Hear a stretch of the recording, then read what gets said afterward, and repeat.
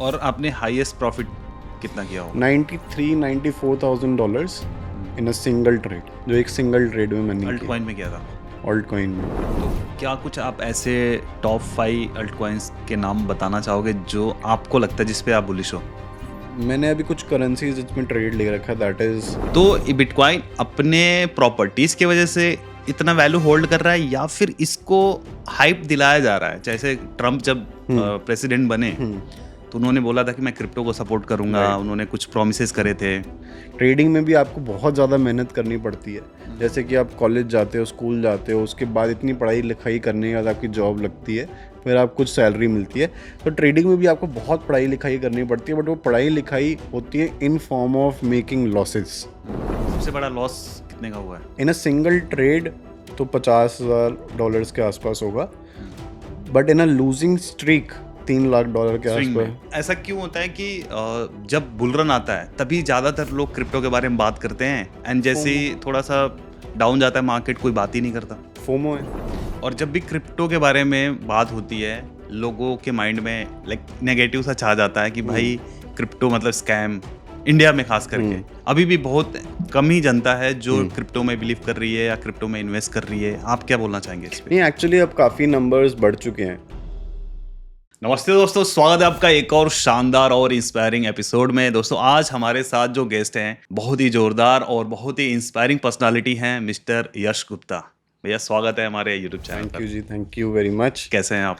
बहुत बढ़िया, बहुत बढ़िया। मुझे जहाँ तक पता है आपको 11 साल का एक्सपीरियंस हो चुका है फाइनेंशियल मार्केट में, और साथ साथ में आप एंटरप्रेन्योर भी हैं। काफ़ी सारे आपने आईटी प्रोडक्ट्स भी बनाए हुए हैं। राइट। तो इस वीडियो में हम आपसे बहुत सारी चीज़ें सीखेंगे। तो मैं चाहूँगा उससे पहले आप छोटा सा इंट्रोडक्शन अपने ज़ुबानी दे दें। Basically as everyone knows that I am a crypto trader and a long time investor. मैंने अपनी जर्नी ट्रेडिंग से ही शुरू करी थी, बट स्टॉक मार्केट से शुरू करी थी, ऑप्शन ट्रेडिंग से। Then soon when I became profitable after making losses for 3-4 years, 3-4 साल लॉसेस, जो एक नॉर्मल जर्नी होती है आज के टाइम पे, बड़ी नॉर्मल सी है। तो उस टाइम पे वो करने के बाद जब प्रॉफिटेबल हुआ तो एक सैचुरेशन लेवल हिट कर गया। तो वहाँ से फिर मैंने क्रिप्टो में मेरा इंट्रोडक्शन हुआ, क्रिप्टो जर्नी शुरू करी, धीरे धीरे क्रिप्टो में इवॉल्व हुए, पैसा कमाया। देन आई अंडरस्टूड कि ट्रेडिंग की एक सैचुरेशन है, आप ट्रेडिंग से एक लिमिट तक ही पैसा कमा सकते हो। Then you have to diversify your self. तो उस टाइम पे then I started making investments अलग अलग बिजनेसेस में। एंड देन मैंने अपना वो बिज़नेस धीरे धीरे ग्रो करा, एक्सपर्टीज़ ग्रो करी। एंड आज के टाइम पे कुछ बिजनेस हैं, साथ में जो पैशन है वो आज भी ट्रेडिंग ही है। तो almost 11 years now completed trading करते हुए, एंड अच्छा चल रहा है। 11 ईयर्स आपको इंडियन स्टॉक मार्केट से यस, शुरू दोनों किया था, मिला के, दोनों और मिला क्रिप्टो के। आपने कब स्टार्ट किया था? क्रिप्टो मैंने स्टार्ट किया लेट 2017, अर्ली 2018। उस टाइम पे मैंने क्रिप्टो की नॉलेज लेनी शुरू करी। एक्चुअली उस टाइम पे यूट्यूब पे ज्ञान, या जो कहीं अब पे आज के नहीं था। टाइम पे जो हाँ। ज्ञान अवेलेबल है मार्केट में, वो एग्जिस्ट नहीं करता था। तो वो नॉलेज मैंने 2017-18 में पहले नॉलेज से शुरू करा कि पहले नॉलेज लेते हैं। फिर मैंने उस टाइम पे फर्स्ट बुल रन देखा, एंड सेकेंड बुल रन जो 2020 में आना शुरू हुआ, फिर उसमें मैंने प्रॉपर फुल फ्लेजेडली मैं क्रिप्टो में घुस गया। फिर मैंने स्टॉक मार्केट वहाँ से छोड़ दी। मतलब आपने 2 बुल रन देखे हैं दो नहीं, 2 से ज़्यादा देखे हैं। क्रिप्टो के? 2018, 2020, 21, 22 में भी एक आया, फिर 23 एंड में शुरू हुआ बिटकॉइन का बुल रन। तो काफ़ी सारे देख लिए। यश भाई आप थोड़ा अपने एजुकेशनल बैकग्राउंड के बारे में बताएंगे, क्या आपने पढ़ाई करी है? So education, I have done my graduation in finance. I have done my post graduation in finance. Then I went to NSC. NSC की एकेडमी है, वहाँ पे मैंने डिप्लोमा करा इन ग्लोबल फाइनेंशियल मार्केट्स, 1 साल का एक डिप्लोमा करा। एंड देन मैंने CFA की पढ़ाई शुरू करी। तो मैंने started studying for CFA, I was parallelly trading. तो मेरे को ट्रेडिंग में ही अपना करियर बनाना था। तो उस टाइम पे CFA की फ़ीस बहुत ज़्यादा थी, तो इस वजह से मैंने एग्ज़ाम नहीं दिया। तो बट मैंने पूरा CFA लेवल 1 पढ़ा, फिर लेवल 2 पढ़ा, फिर लेवल 3 पढ़ा, फिर FRM, एक जैसे CFA होता है वैसे FRM होता है, उसके 2 लेवल होते हैं, फिर वो दोनों लेवल पढ़े। 2 साल लगा के पूरे मैंने ये सारी पढ़ाई करी, जिसके साथ मैंने अपनी फाइनेंस की नॉलेज बढ़ाई। And I took around 10-12 certifications, जो कि सेबी की होती हैं, फिनरा जो कि US बेस्ड एक एजेंसी है, वहाँ की सर्टिफिकेशंस ली। इतनी सारी नॉलेज मैंने इकट्ठी करी, डिग्री मेरे पास आज भी ग्रेजुएशन की भी नहीं है, अच्छा। क्योंकि मेरे को शुरू से ही पता था कि मैंने जॉब नहीं करनी है, बट वो मेरे को वो भी करनी पड़ी थी एक पॉइंट पे।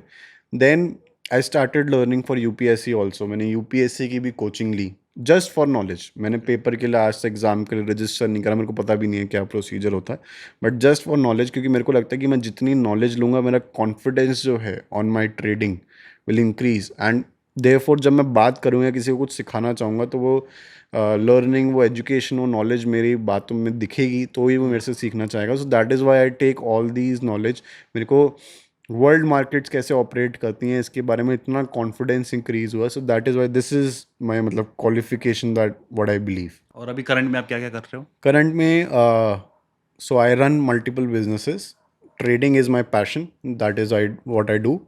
One of the companies ANG, जहाँ पे हम पढ़ाते हैं, बीच बीच में मैं कुछ छोटे से इवेंट्स करता हूँ 6-7 दिन के, वो मैं तब करता हूँ। So I have a team of around 15-16 people जो कि हमने 2020 में बनाई थी।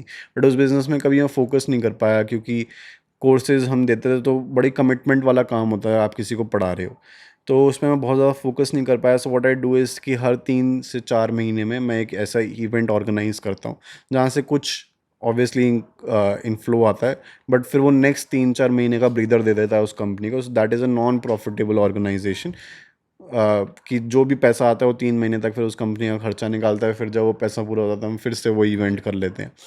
Then my main business as of now is making IT products. सो मेरे को बहुत ज़्यादा इंटरेस्ट आया था, क्योंकि IT products is something which I feel that will change the world, क्योंकि इस टाइम पे जो ह्यूमन एफर्ट अब धीरे धीरे चीज़ों में कम होता जा रहा है, एंड कहीं ना कहीं अब लोग भी IT प्रोडक्ट्स को अडॉप्ट करना चाहते हैं। इंडिया में आई वॉज सरप्राइज्ड कि जब जैसे गूगल पे या पेटीएम वगैरह इतना चला, डिजिटल पेमेंट्स इतना चली, सो ये भी एक ऐसी चीज़ थी जो कि गांव गांव में जाके भी लोगों ने अडॉप्ट कर ली। So right now also I am making a IT product जो कि ट्रेडिंग से रिलेटेड ही है। So what I have done is कि multiple products I have made and I have sold. Then जो मेरे को यहाँ से पैसा आया, I started investing in real estate. Okay. So I run a real estate company as well, but we don't provide services to any client.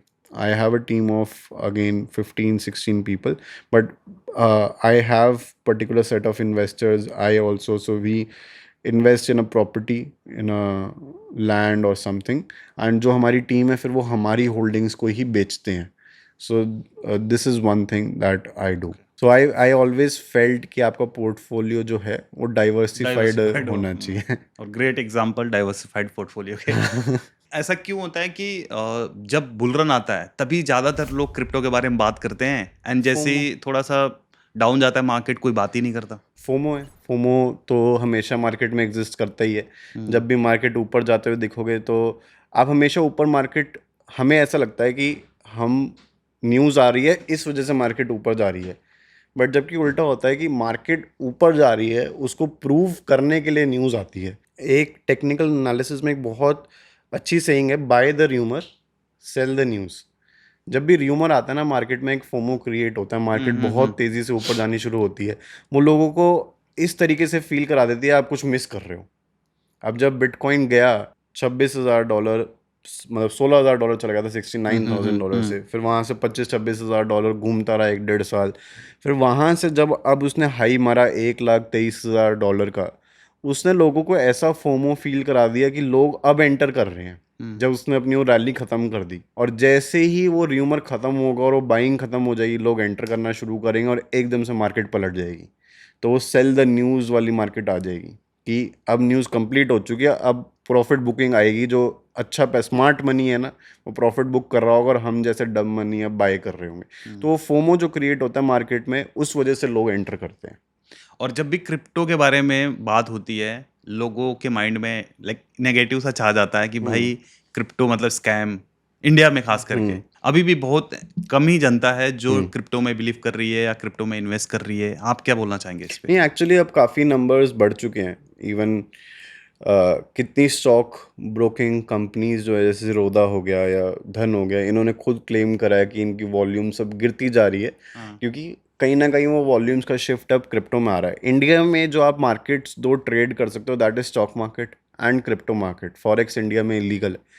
Commodities India में आप trade नहीं कर सकते, एमसीएक्स वगैरह पे ट्रेड कर सकते हो, बट वहाँ पे कोई भी अच्छा ट्रेडर जो है आज के टाइम पे, यंग ट्रेडर जो है, यंग अच्छा ट्रेडर, पुराने ट्रेडर्स तो हैं अच्छे बड़े ट्रेडर्स वहाँ पे, बट यंग अच्छा ट्रेडर जो है उस मार्केट में एमसीएक्स में नहीं जाना चाहता, तो स्टॉक मार्केट और crypto he in the and दो ऑप्शंस बचते हैं। अब स्टॉक मार्केट से ना हम बहुत फेमिलियर हैं, आपकी जो बचपन से सीजनिंग, एक बंदे की कंडीशनिंग होती है ना, कि आप बड़े हुए, आपने अपने बचपन में जब आप स्कूल जाते हो तो आप लेफ्ट राइट का देखते हो, SBI bank, HDFC bank, Mukesh Ambani एक मतलब स्कूल के अंदर कॉलेजेस के अंदर की मुकेश अंबानी का लड़का है क्या, तो मतलब वो जो ये स्लैंग्स यूज़ होते हैं, जो आप अपने आसपास ये कंपनीज देखते हो, आप पेट्रोल डलवाने जाते हो अपने फादर के साथ, स्कूटर पे गए, गाड़ी तो पे गए, रिलायंस बचपन में देखिए तो आप। आपने इंडियन ऑयल देखा, आप इंडियन ऑयल पे गए, एचपी का वो देखा, तो आप अपने आसपास ना सिर्फ यही देख रहे हो, रिलायंस फ्रेश देखा, ये सब जो बचपन में चीज़ें चलती थी।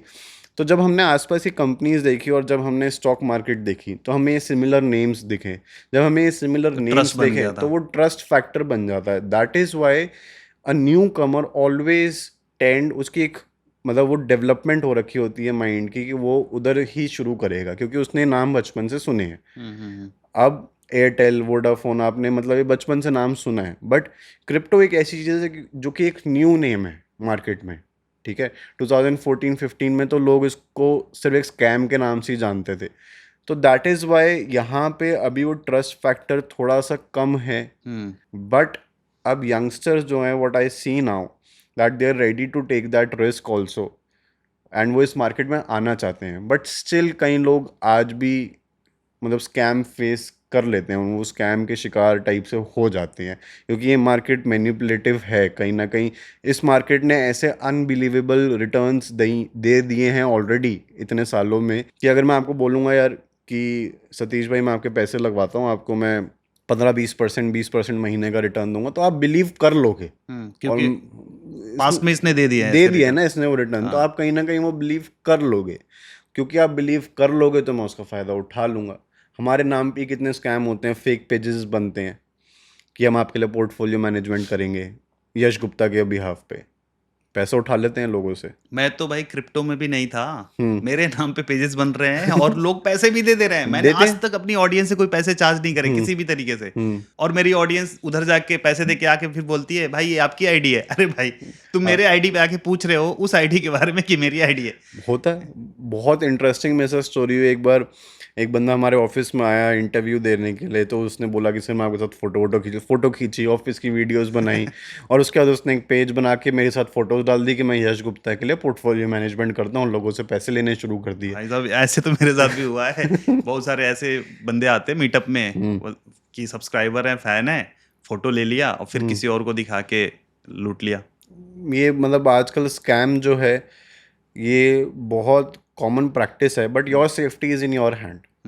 आपके बैंक अकाउंट से कोई पैसा नहीं निकाल सकता ना, जब तक आप नहीं दे रहे। जब तक आप दे नहीं रहे हो। फ्रॉड या स्कैम होना एंड चोरी होना is two different different things. Things. Crypto कभी भी चोरी नहीं होती, मतलब हो सकती है, बट जो नॉर्मल एक इंडिविजुअल से क्रिप्टो चुराते नहीं है लोग, उससे इंडिविजुअल से वो फ्रॉड करते हैं। सो वो तो नॉर्मली आजकल वैसे भी कितने फ्रॉड चलते हैं, but one of the crypto fraud जैसे मैं एग्जांपल देता हूँ कि सबसे बेसिक एग्जांपल तो ये है कि मैं आपको रिटर्न जनरेट करके दूंगा and then you hand over your money to that particular person, and उसके बाद वो पैसा ही कभी वापस नहीं आता। दूसरा कि आपको कोई ना कोई लालच दिया जाता है। बहुत सालों पहले बैक इन 2021-22 इलॉन मस्क इस इंडस्ट्री में बहुत बड़ा नाम हो गया था, क्योंकि वो इस टाइम पे क्रिप्टो को बहुत ज़्यादा प्रमोट सपोर्ट करता कर रहा था। था। मतलब लोग वेट करते थे कि वो एक ट्वीट में सिर्फ डोज लिख दे और वो डोज कॉइन वहाँ से 2x, इमोजी बना देता था हाँ, वो। कुछ भी करेगा वो एकदम से भाग जाता था। तो पीपल यूज टू वेट कि वो एक ट्वीट करे।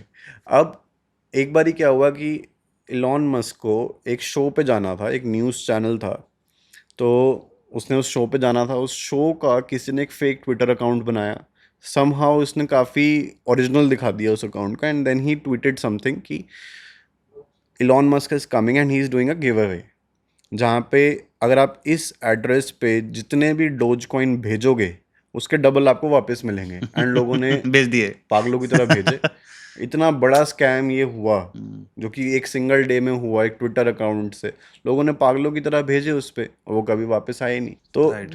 स्कैम मतलब आप अपनी मर्जी से ही किसी को पैसा दे देते हो, बट चोरी नहीं हो सकती। चोरी कब होती है? जब आपका वॉलेट या आपका अकाउंट किसी ने आपसे बिना पूछे खोल लिया, निकाल लिया, हैक कर लिया। Now there is multi factor authentication. आप इस टाइम पे कॉइन DCX, डेल्टा या किसी भी ग्लोबल एक्सचेंज को आप यूज़ करते हो, आप अपनी होल्डिंग्स वहाँ पे स्टोर करते हो। Now there is OTP verification, there is email OTP verification, mobile OTP, email OTP, then there is Google authenticator. तो मल्टी फैक्टर ऑथेंटिकेशन है। 2 फैक्टर भी से भी ऊपर आ गए हैं अब। 1 स्टेप 2 स्टेप भी नहीं है, मल्टी स्टेप्स हैं। 3D हो गया। हाँ, तो अब इतने सारे स्टेप्स के बाद भी चलो कोई आपका फ़ोन चुरा लेगा, कोई ईमेल हैक कर लेगा या कुछ भी कर लेगा, उसके बाद फिर वो ऑथेंटिकेटर भी ले जाएगा, जो कि हर 30 सेकंड में एक नया पासवर्ड जनरेट करता है। ये इतनी सेफ्टी रखो, कोई कुछ नहीं कर पाएगा। और कहीं ना कहीं कभी भी किसी के साथ स्कैम होता है तो वहां पे उस बंदे का ग्रीड इन्वॉल्व होता है। ऑब्वियसली हर किसी को चाहिए कि मेरा पैसा डबल हो जाए, मेरे को ग्रोथ मिले। एंड मतलब स्कीम्स भी बहुत सॉलिड है। मतलब लोग स्कैम करने के लिए आजकल 6-6 महीने मतलब पूरा प्लान करते हैं उसको। पहले आपको 3-4 महीने रिटर्न देगा, फिर आप उसको बड़ा पैसा दोगे और फिर वो बड़ा पैसा तब लेके लेके भागेगा। भागेगा। वो पहले छोटे छोटे पैसे में आपको रिटर्न देता ट्रस्ट रहेगा। बनाएगा पहले। हाँ, तो वो अभी लोग करते हैं। रिसेंटली बहुत सारे न्यूज़ ऐसे आ रहे हैं क्रिप्टो स्कैम से रिलेटेड। जैसे अभी राज कुंद्रा का नाम आ रहा है कि 150 करोड़ के बिटकॉइंस उनके पास है। एक और जावेद हबीब करके नाम आ रहा है, उनके खिलाफ 150 लोगों ने FIR करा है क्रिप्टो से रिलेटेड कि उन्होंने प्रॉमिस किया था 30 से 40% रिटर्न देंगे मंथली। ना you have to understand yourself ना। देखो, जावेद हबीब एक बार्बर है, कटिंग करता है वो। तो मतलब उसको तुम अगर इन्वेस्टमेंट के लिए तुम पैसा दोगे, so this is a line. देखो, आप ट्रेडिंग कर सकते हो खुद के लिए, that is a skill that you can develop. जो भी आपका बैकग्राउंड आप डेवलप कर सकते हो, but portfolio management is a skill which is very difficult to develop. You need knowledge. आप लोग मतलब यहाँ पे इतनी ग्रेजुएशन, पोस्ट ग्रेजुएशन, CFA, इतनी सारे कोर्सेज, इतनी सारी सर्टिफिकेशन लेके बैठे हो, फालतू में नहीं है। क्योंकि पोर्टफोलियो मैनेजमेंट एक बहुत बड़ा प्रेशर है। आप अपना नहीं, आप लोगों का पैसा संभाल रहे हो। अब मेरे को नहीं पता कि ये न्यूज़ कितनी सच है या नहीं है, जो भी है वॉट एवर होंगी सच, क्योंकि जब लोग एलिगेशन लगा रहे हैं तो कुछ ना कुछ तो उसमें से सच होगा ही होगा। बट ये तो लोगों को खुद समझना चाहिए कि एक बड़ा नाम देखोगे तो आप अंधाधुंध पैसा नहीं लगा सकते, आपका हार्ड अर्न मनी है। बट अगर वो क्रिप्टो नहीं बोलता, वो कुछ और बोलता, लोग तो फिर भी दे देते पैसा। और जो राज कुंद्रा का आया है कि वो किसी एक स्कीम, पॉन्जी स्कीम से रिलेटेड है, जो बहुत पहले, अमित भारद्वाज नाम का जो हाँ, बंदा था। जो चोरी वोरी हुए थे। सो दैट इज समथिंग, अगर if it is true it is wrong, that is true, कि अगर वो सही है तो वो गलत है। तो जैसे क्रिप्टो जगत से इतनी नेगेटिव चीज़ें जुड़ जाती हैं जिसकी वजह से जो लोग घुसना भी चाहते हैं क्रिप्टो में, उनको डर लग जाता है कि यार मेरे साथ ऐसा स्कैम ना हो जाए, या फिर क्रिप्टो में सिर्फ स्कैम ही होता है। देखो, ये तो स्टॉक मार्केट में भी हुआ। 90s में स्टॉक मार्केट इवॉल्व होना शुरू हुई थी। 92 में हर्षद मेहता स्कैम हुआ। तो 94 95 आई बिलीव, इन दोनों साल में से एक साल में NSE वॉज इंट्रोड्यूस्ड। मतलब NSE होगा मेरे को ये नहीं आइडिया, बट जो demat accounts, online trading was introduced, कि हम सारे शेयरिंग, जो शेयर्स को हम बाइंग करते हैं उसमें उसको डीमटेरियलाइज करेंगे। वो पहले फिजिकली बाइंग चलती थी, now you have a terminal where you can trade. तो वहाँ से फिर धीरे धीरे वॉल्यूम्स किक इन शुरू हुई। बट उसके बाद केतन पार्क स्कैम, 2008-9 का क्रैश, जिसमें लेमन ब्रदर्स स्कैम हुआ, इतना बड़ा बबल वहाँ पे, हाउसिंग स्कैम, जो मतलब इतना बड़ा स्कैम US के अंदर हुआ। तो क्या ये सारी चीज़ें नहीं हुई स्टॉक मार्केट में? ये सारी चीज़ें भी हुई हैं। तो वो तो हर मार्केट में है। बट 92 में अगर किसी ने हर्षद मेहता स्कैम देखने के बाद ये बोला होता कि यार इस मार्केट में जो स्कैम हो रहा है वो पीछे हट गया, बट जो उस टाइम पे मार्केट में स्टे करा, देन यू कैन सी कि वो आज कहाँ पे होगा। So crypto is the youngest market as of today. Stock market अब सैचुरेशन पे आ चुकी है। रिलायंस इतना बड़ा है, आज अगर आप बोलोगे या HDFC बैंक, SBI इतना बड़ा है, क्या ये यहाँ से 5 गुना हो सकते हैं 2 साल में? ये ग्रो होंगे 10%, 15% भाई में। 5 गुना नहीं हो 5 सकते। गुना नहीं होंगे ना। तो मेरे को अपना पैसा वहाँ डालूंगा जहाँ पे मेरे को लगता है कि मल्टीप्लाई हो सकता है, बट एक रिस्क भी तो मेरे को लेना ही पड़ेगा ना। हो सकता है कि वो 2 साल में ना हो, एक चीज़ जब मैंने 2015-16 आई वाज लर्निंग ट्रेडिंग में, एक फेज़ में था, तो उस टाइम पे बड़े लॉसेस होते थे। तो बड़ी सही चीज़ मेरे को जो किसी ने बोली थी कि if you will see the graph 2008-9 का क्रैश भी अगर आप देखोगे, and if you will see a graph of Nifty for let's say 15 years, then you will see that the market is going up. एक डिप आया बीच में एंड फिर मार्केट इज गोइंग अप।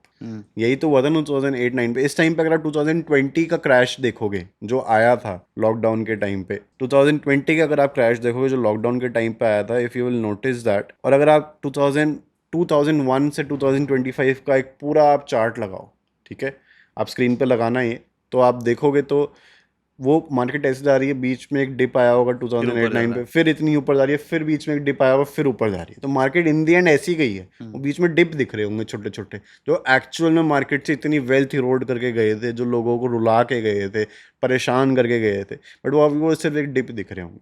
तो क्रिप्टो में भी वो डिप्स हैं, अगर आप उसका एक ग्राफ देखोगे, कुछ सेंट से शुरू हुआ बिटकॉइन, $1,23,000 का हाई मारा, इथेरियम कुछ सेंट से शुरू हुआ, ऑलमोस्ट $5,000 का हाई मार चुका है, तो वो डिप्स दिख रहे होंगे। So then you have to wait in order to make money. आपको क्या लगता है जो बिटकॉइन है, कुछ सेंट से लेके आज 1.24 तक का जो हाई मारा, इंडियन रुपीस में बात करें तो 1 करोड़ से ज्यादा का हो गया, राइट। तो ये बिटकॉइन अपने प्रॉपर्टीज की वजह से इतना वैल्यू होल्ड कर रहा है या फिर इसको हाइप दिलाया जा रहा है? जैसे ट्रम्प जब प्रेसिडेंट बने तो उन्होंने बोला था कि मैं क्रिप्टो को सपोर्ट करूंगा, उन्होंने कुछ प्रोमिसेस करे थे, और जैसे ही उनकी सरकार बनी काफी तेजी से पंप हुआ। तो क्या लगता है कि इसको पंप कराया जा रहा है या फिर ये सिर्फ अपनी वैल्यू की वजह से, अपनी प्रॉपर्टीज की वजह से बढ़ रहा है? नहीं, ऑब्वियसली एक चीज़ इन्फ्लुएंस से बढ़ती है। जैसे टेस्ला का स्टॉक है, इलॉन मस्क खुद कहता है कि स्टॉक ओवर वैल्यूड है।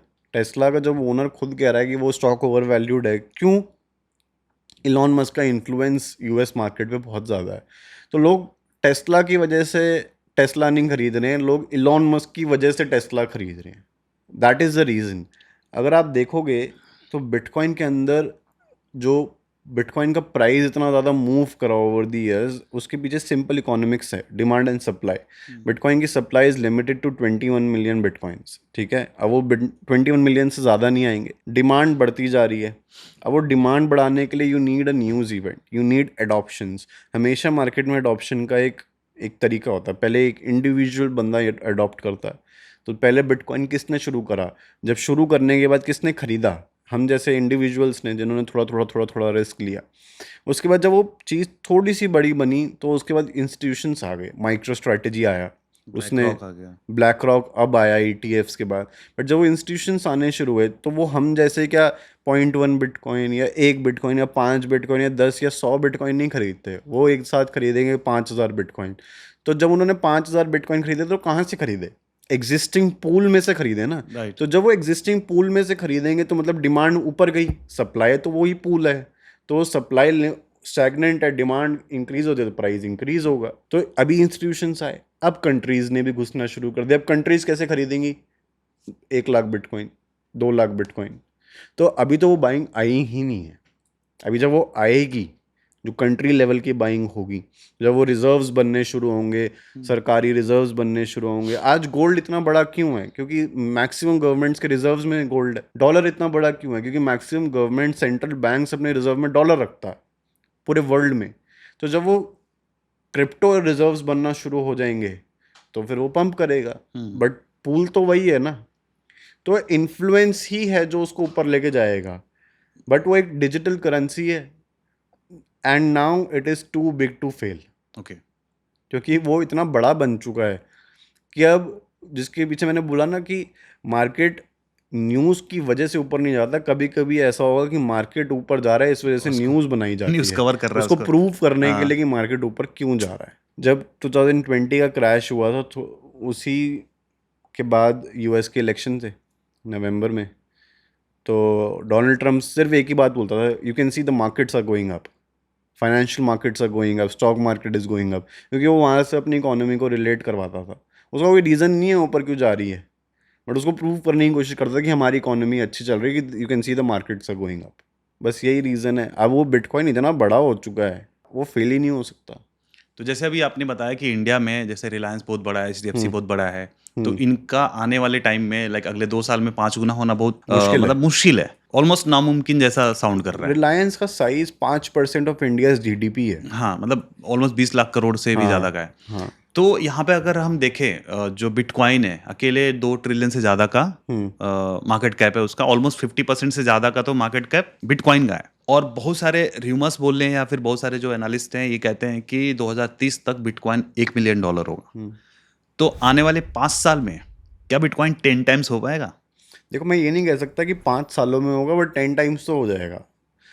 टाइम बाउंडेशन में डालना नहीं चाहता। जो एनालिस्ट है या जो इन्वेस्टर है या जो ट्रेडर है, फंडामेंटल एनालिस्ट हुआ या टेक्निकल एनालिस्ट हुआ, जब वो ये कहते हैं ना कि ये हो जाएगा इतने टाइम फ्रेम में, तो वो गलत कहते हैं। जब भी कोई कह रहा है ना, उसकी बात पे विश्वास मत करो।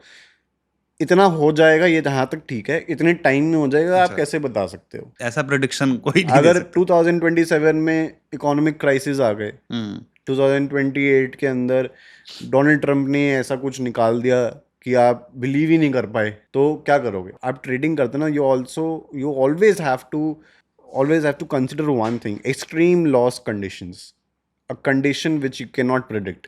अगर वो ऐसी कोई कंडीशन आ गई, अब जिसने ये बोला और उसके बाद वॉर सिचुएशन क्रिएट होगी, वर्ल्ड वॉर 3 होगी, वो तो बोलेगा ये तो मैंने प्रिडिक्ट नहीं करी थी, ये तो अनफोर्सीन इवेंट आ गया, तो इस वजह से मेरी प्रिडिक्शन गलत चलेगी, नहीं तो मेरी प्रिडिक्शन सही थी। इसको फैक्टर इन पहले ही करके चलो तो जाएगा, 100% जाएगा। बट कब तक जाएगा ये मेरे को नहीं पता, but yes, very soon. Not मतलब this is not something which will happen after 15-20 years, but very soon. तो जैसे मेरा पॉइंट यह है कि ऑलरेडी इतना बड़ा हो चुका है, लाइक कुछ सेंट से शुरू होके आज 1,15,000 पे ट्रेड हो रहा है, 13-14 हज़ार पे, और मिलियन जाना मतलब यहाँ से 10 टाइम्स। और अभी एक कल परसों की न्यूज़ है, जो दुनिया के सबसे ज़्यादा जिनका IQ लेवल है उन्होंने बोला है कि 100x जाएगा बिटकॉइन यहाँ से अगले 10 सालों में।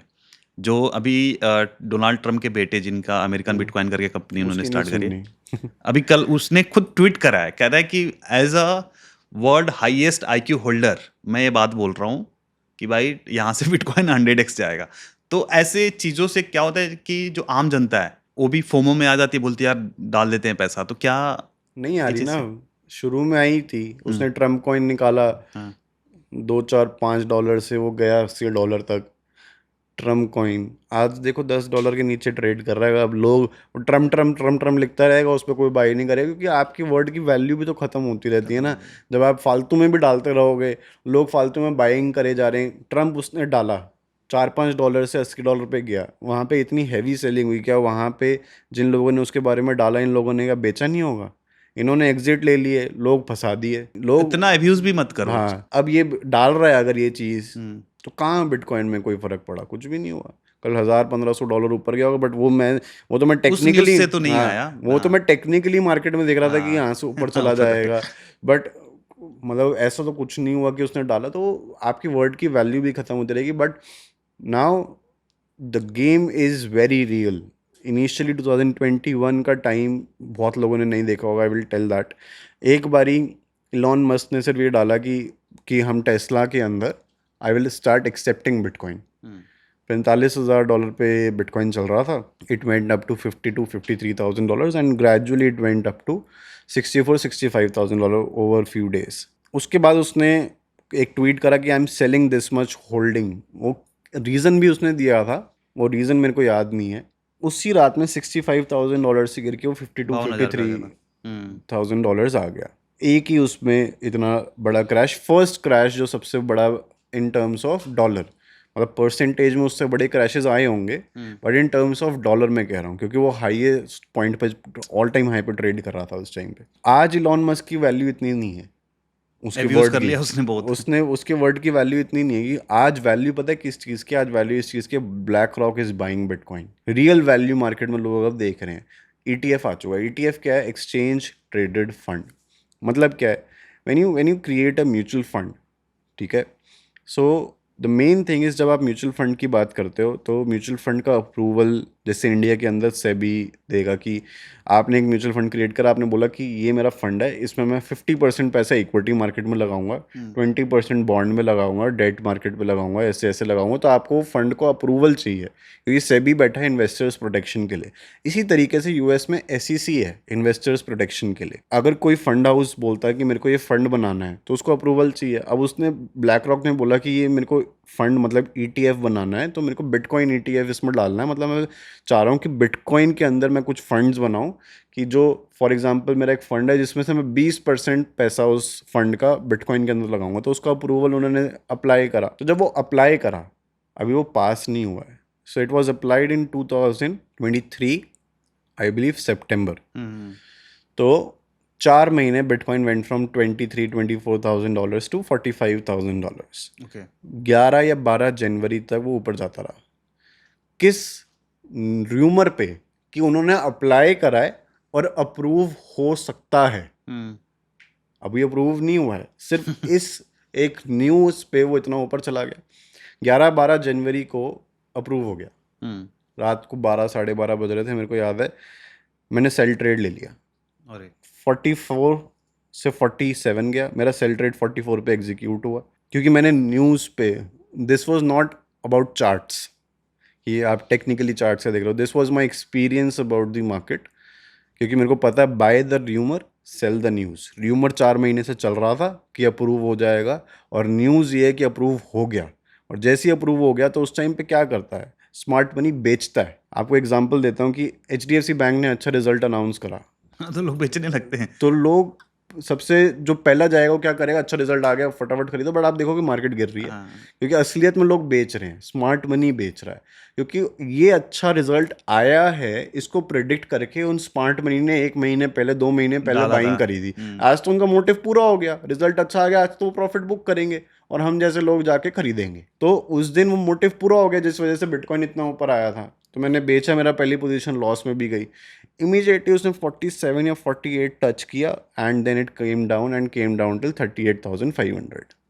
और आपने 38 तक होल्ड किया था। 38,500 उसका एक, फिर मैंने टेक्निकली देखा देयर वाज अ सपोर्ट, मैंने वहाँ पे उसको बेच दिया। Now the exit was very important because अभी तो सिर्फ पास हुआ है, अब पास होने के बाद क्या होगा, बाइंग भी तो शुरू होगी ना। तो वहाँ पर 38,500 के आसपास बहुत स्ट्रॉन्ग सपोर्ट थी और वहाँ से बाइंग शुरू हो गई। ब्लैक रॉक और सब ने अच्छी खासी बाइंग करनी शुरू करी। And when that buying happened, it was very obvious that this time it will cross all the levels, और सारे ऑल टाइम हाई क्रॉस करेगा, क्योंकि अब हम जैसी रिटेल बाइंग नहीं चल रही है, अब इंस्टीट्यूशनल बाइंग चल रही है। तो that was very obvious, and वहाँ से उसने सारे हाई क्रॉस कर दिए। तो अभी हम बात कर रहे हैं यूएस मार्केट की कि यूएस मार्केट में इस तरह की बाइंग सपोर्ट की जा रही है। इंडिया में अभी एक जेट किंग करके कंपनी थी जो स्टॉक मार्केट में लिस्टेड है, ओके जो बिटकॉइन बाई कर रही थी। ओके बट अभी सेबी का आया है कि आप ये चीज़ नहीं कर सकते कि लोगों के जो शेयर वाले पैसे हैं आप उसको बिटकॉइन में इन्वेस्ट नहीं कर सकते। तो इंडिया में भी सपोर्ट नहीं है। क्या कहना चाहेंगे आप? आई बिलीव कि इंडिया में eventually it will get approved and everything. As you can see India has to adopt things ना यार, कि कब तक आप पीछे रहोगे, कि कब तक आपका एटीट्यूड ऐसा रहेगा कि आपने टैक्स लगा दिया, वेरी गुड, टैक्स लगा दिया कि आपने एटलीस्ट एक चीज़ करी, यार हम कुछ नहीं कर पा रहे तो कुछ कर देते हैं, मतलब टैक्स ही लगा देते हैं, बंदे को ही मार दो अगर उसको हम रेगुलेट नहीं कर पा रहे तो। अब आप देख सकते हो कि पाकिस्तान की एक न्यूज़ आई अभी रिसेंटली जहाँ पर उन्होंने क्रिप्टो अडॉप्शन की बात करी, यूएस से उनका रिलेशन अच्छा होता जा रहा है। मैंने सुना है कि सीजे को उन्होंने वो रखा हुआ है अपना एडवाइज़र। हाँ तो मतलब क्यों नहीं यार, मतलब कि उनको पता है, अब चलो वो तो बेवकूफ़ी भी हुई एक चीज़ कि यूएस जो जो उनको बोले वो करेंगे, कि उनको पब्लिक मीडिया में अब उनको दिखाना है कि हम तो भाई यूएस और पाकिस्तान के रिलेशन अच्छे हैं। But now the problem stands that if Pakistan is doing that and India backs off from this market, तो इंडिया पीछे चला जाएगा ना, क्योंकि चाहे आपके साथ यूएस के साथ कोई भी रिलेशन हो, but you have to maintain something there, कि आप इस टाइम पे क्रिप्टो को नहीं प्रमोट करोगे तो आप पीछे चले जाओगे। आप एक नई फाइनेंशियल मार्केट, आज के टाइम पे अगर आप देखोगे कि पैसों की वैल्यू जो है वो धीरे धीरे कम होती जा रही है, इन्फ्लेशन धीरे धीरे स्पाइक कर रही है, लोगों को उससे फ़र्क नहीं पड़ रहा क्योंकि लोग भी पैसा कमा रहे हैं। बट आपको रेगुलरली लोगों को एक इंस्ट्रूमेंट देना पड़ेगा कि लोग पैसा कमाएं। आपको चीज़ों को प्रमोट करना पड़ेगा। आपने म्यूचुअल फंड जितना प्रमोट करा, लोगों में अवेयरनेस फैली ना। म्यूचुअल फंड में लोगों ने इन्वेस्ट करना शुरू करा ना, टीवी पे इतने ऐड आते थे, म्यूचुअल फंड सही है, सही है। हाँ। तो आप रेगुलेट करो ना उसको, क्रिप्टो करेंसीज को आप प्रॉपरली रेगुलेट करो, ढंग का टैक्स लगाओ जो स्टॉक मार्केट पे जैसे लगा। वैसे तो अब उस पर भी अनबिलीवेबल टैक्सेस हैं जो एक्सेप्टेबल नहीं है, बट स्टिल आप प्रॉपरली चलो, आप उस पर टैक्सेशन लगाओ, आप अपने लॉज बनाओ, सब कुछ करो। But if the government is not taking a step, ये धीरे धीरे पीछे जाना शुरू कर देंगे। So now is the time that you think about it and you retain your people here. आज के टाइम पे कितने लोग दुबई शिफ्ट हो रहे हैं, वो कितना बड़ा टैक्स आप छोड़ रहे हो अपने हाथ हर से। साल 4-5 हजार मिलीनियर्स वहाँ पे शिफ्ट हो रहे हैं। कितना बड़ा टैक्स आप अपने हाथ से छोड़ रहे हो कि बड़ा बंदा वो सोचता है कि मैं बड़ा बन गया तो फटाफट बाहर निकलूंगी, मैं ये टैक्स लॉ, ये रिजीम्स मैं हैंडल नहीं कर सकता। जबकि काफ़ी, देखो, काफ़ी कुछ मतलब गवर्नमेंट ने नॉर्म्स सही कर दिए, बट जो आपका मेजर टैक्स पेयर है, जो 10-12 लाख रुपए कमा रहा था, आपने उसके लिए तो चीज़ें सही कर दी। पहले 10 लाख पे जब हम छोटे थे तब 30% टैक्स था, आज 12 लाख पे कुछ नहीं है। That is fine. वो बंदा जा भी नहीं रहा था बाहर वो आपको छोड़ के तो वो यही था।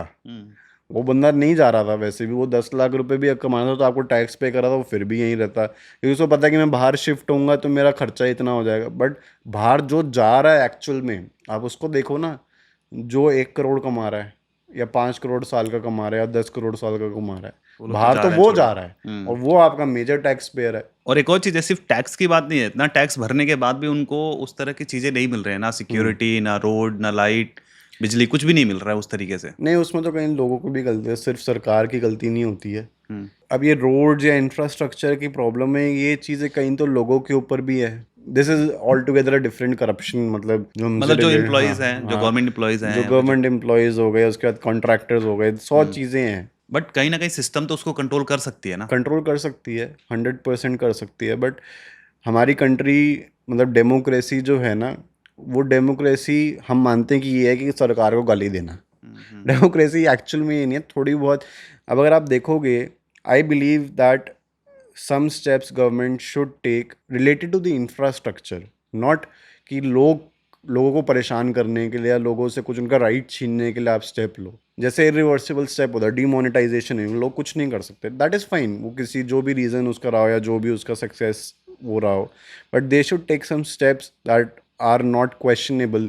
जैसे कि दुबई है, दुबई आज इतना ज़्यादा सक्सेसफुल, चाइना अगर आप देखोगे इतना ज़्यादा इंफ्रास्ट्रक्चर इज़ नंबर 1, मतलब आप देखो, आप जाओ, आपको मज़ा आ जाएगा। Reason because the government is a monarch. Now if they said something it has to be done. अगर वहाँ पे अगर उन्होंने बोल दिया कि अगर आपने रेड लाइट क्रॉस करी, सो यू हैव टू पे 5,000 dirhams, you have to pay that. यहाँ पर अगर, वीआईपी कल्चर है। तो अब वो मोनार्क जो है, वो वाला मोनार्क नहीं रहा कि किसी को भी उठाया मार दिया, तुम बोल नहीं सकते, फ्रीडम ऑफ स्पीच नहीं है। फ्रीडम ऑफ स्पीच थोड़ी बहुत तो है ही, दुबई में तो है। तो इंडिया में डेमोक्रेसी का मतलब फ्रीडम ऑफ स्पीच तक ख़त्म हो जाता है। हमारी सरकार कुछ करना चाहेगी, अपोजिशन उसको गालियाँ दे देगी, तो वो इसी में लगे रहते हैं, वो आपस में ही लड़ रहे हैं। वो हमारे लिए नहीं लड़ रहे हैं, वो आपस में लड़ रहे हैं, अभी ये चल रहा है। ये हमारी सरकार के साथ प्रॉब्लम है। दिल्ली में सरकार बनी, doing a very good job, I don't have any problem with that, but I was very, and I follow, मतलब मैं पर्सनली बीजेपी सपोर्टर हूँ। तो but one thing I find very irritating is कि जैसी गवर्नमेंट बनती है तो वो पिछली गवर्नमेंट की बेइज्जती करने में लगी हुई है कि इसने करा, इसने करा, इसने करा, इसने करा, 3-4 महीने तो वही चलता रहा। अरे तुम काम पे ध्यान दो ना, मतलब तुम आपस में लड़ रहे हो कि ये बंदा ऐसा, ठीक है, वो लोगों को दिख जाएगा कौन कैसा है, तुम काम पे ध्यान दो अपना। एक और चीज़ कहा जाता है कि इंडिया में कोई भी ऐसी एक सिटी नहीं है जो वर्ल्ड क्लास हो, मतलब बहुत बड़ी कंट्री है India. Infrastructure wise you can say roads is a problem. देखो, मैं मानता हूँ कि इंडिया में रोड के बिल्डिंग्स साथ आर, साथ सिविक सेंस भी कुछ बोल सकते हैं आप?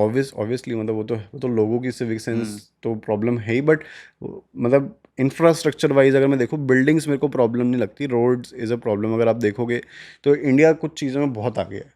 If someone is watching the podcast and if he stage in Dubai और यूके और जापान, मैंने ये कंट्रीज ट्रैवल करी है, यूरोपियन कंट्रीज, यू कैन से जितनी भी कंट्रीज है, if you order food you will not get your food before 1 hour. यहाँ पे आपको 30-35 मिनट में डिलीवरी मिलती है जोमेटो पे। अभी तो ब्लिंकिट, ब्लिंकिट हाँ कुछ आ गया 10 मिनट में भेज रहा है। ब्लिंकिट 7-8 मिनट में डिलीवरी करता है। तो प्रॉब्लम इज़ नॉट कि 7-8 मिनट्स की डिलीवरी, ये अप्रिशिएबल नहीं है। अप्रिशिएबल ये है कि इतनी बड़ी पॉपुलेशन वाले देश में भी ये एग्जीक्यूट हो पा रहा है। मतलब इतनी बड़ी पॉपुलेशन है इंडिया में, इतना डेंस है इंडिया, उसके बाद भी ये मतलब these guys have pulled off something जो कि मतलब इतने ब्लिंकिट पे कितने ऑर्डर्स आ रहे होंगे यार, और उसके बाद भी कर लिया। The problem is road infrastructure, जो प्रॉब्लम है ना वो कहीं ना कहीं मतलब सॉल्व होगा। India is a very good country and यहाँ पे जो फ्यूचर है ना एक्चुअल में बिजनेस डेवलपमेंट का, अगर आप देखोगे ना, जो दुबई भी लोग शिफ्ट होते हैं ना, वो दुबई सिर्फ अपने एक टैक्स बचाने के लिए और एक बेटर लिविंग स्टैंडर्ड, एक अच्छा घर, गाड़ी, रोड मिल जाएगी। But these people are doing business with in India only. कोई भी रियल्टर अगर आप दुबई में देखोगे, जो इंडियन रियल्टर पिछले 30-30 साल से वहाँ पे बैठे हुए हैं, उनका कस्टमर कौन है? इंडिया का इंडियन। है। जो आज ट्रेडर्स दुबई में बैठे हुए हैं वो अपने कोई भी ब्रांड प्रमोशन करते हैं या कोई भी लाइव स्ट्रीम करते हैं, उनके व्यूअर्स कौन है? India Indian. के। तो बिजनेस तो इंडिया से ही आ रहा है, बस वो एक बेटर लिविंग स्टैंडर्ड के लिए वहाँ पे बैठे हुए हैं, और मगर बिजनेस सारा यहीं से आ रहा है कुछ ना। चीज़ें वहाँ पे लीगल हैं जो इंडिया में हाँ, इलीगल है। अब वहाँ पर क्या है कि उनको दुबई की वजह से कोई फ़ायदा नहीं मिल रहा, कि दुबई की ऑडियंस उनको कुछ नहीं दे। दुबई में पॉपुलेशन ही कितनी है, कुछ नहीं इंडिया के मुकाबले। पैसा तो वो सारा इंडिया से ही कमा रहे हैं, बट वहाँ पे उनको एक बेटर लाइफस्टाइल मिल रहा है, इस वजह से वहाँ जाके बैठ गए। बट पैसा वो सारा इंडिया से ही आ रहा है। और I am not talking only about traders, any business you pick, real estate सारा, अगर आप इंडियन वहाँ पे मार्केट देखोगे तो सारा इंडिया से जनरेट करते हैं। 30-30 साल से वहाँ पे जो डीलर्स, रियल्टर्स बैठे हुए हैं, वो सारा उनके क्लाइंट बेस इंडियन है। अगर भाई बात करें कि क्रिप्टो से पैसा कमाने के लिए कितने कैपिटल से हमें स्टार्ट करना होगा और क्या स्ट्रेटजी होगी कि जिससे एक आम आदमी भी क्रिप्टो से पैसा बना पाए? So I believe very simple mathematics. सबसे पहले तो हमें समझना है trading is not about charts, trading is about mathematics, Okay. Capital management, risk management. Charts is only 20%, ये समझ लो 80% इज पैसा संभालना, कैपिटल मैनेजमेंट। और फिर अब आप अपना रिस्क कितना ले सकते हो, कितना आपकी बस की है, वो आप समझ जाओ, बिलीव कर जाओ, एक्सेप्ट कर लो। अगर आप स्टार्ट कर रहे हो and if you have 10-15-20,000 rupees बचाओ, और पैसा वो पैसा मत डालो क्योंकि वो ज़ीरो ही होना है। तो इससे बेटर कि आप उसको 50,000 तक बचा लो किसी तरीके से, and then you say that I don't have 50,000 rupees, I have 10,000 rupees 5 times। क्योंकि आपने इनिशियली लॉस करना ही करना है, इसको कोई बदल नहीं सकता, इसको कोई चेंज नहीं कर सकता। कोई भी आपको इस तरीके की ट्रेडिंग वर्ल्ड के अंदर सिखा नहीं सकता कि आपका लॉस ना हो इनिशियल थोड़े दिनों में। तो जो पहले के 10,000 है, एक बारी लॉस होगा, आप सीखोगे, फिर वापस 10,000 डालोगे, फिर लॉस होगा, फिर सीखोगे। जो बाकी के बचे हुए 30,000 है, मे बी दैट जब आप जो पहले की 2 बारी में सीख गए, वो बाद की 3 बारी में you will be able to recover that money and then you will be able to make profits. But पहले 2 से 3 बारी तो आपको लॉस देना ही पड़ेगा, एंड इन मेनी केसेस आपको 10वीं बारी लॉस देना पड़ता है।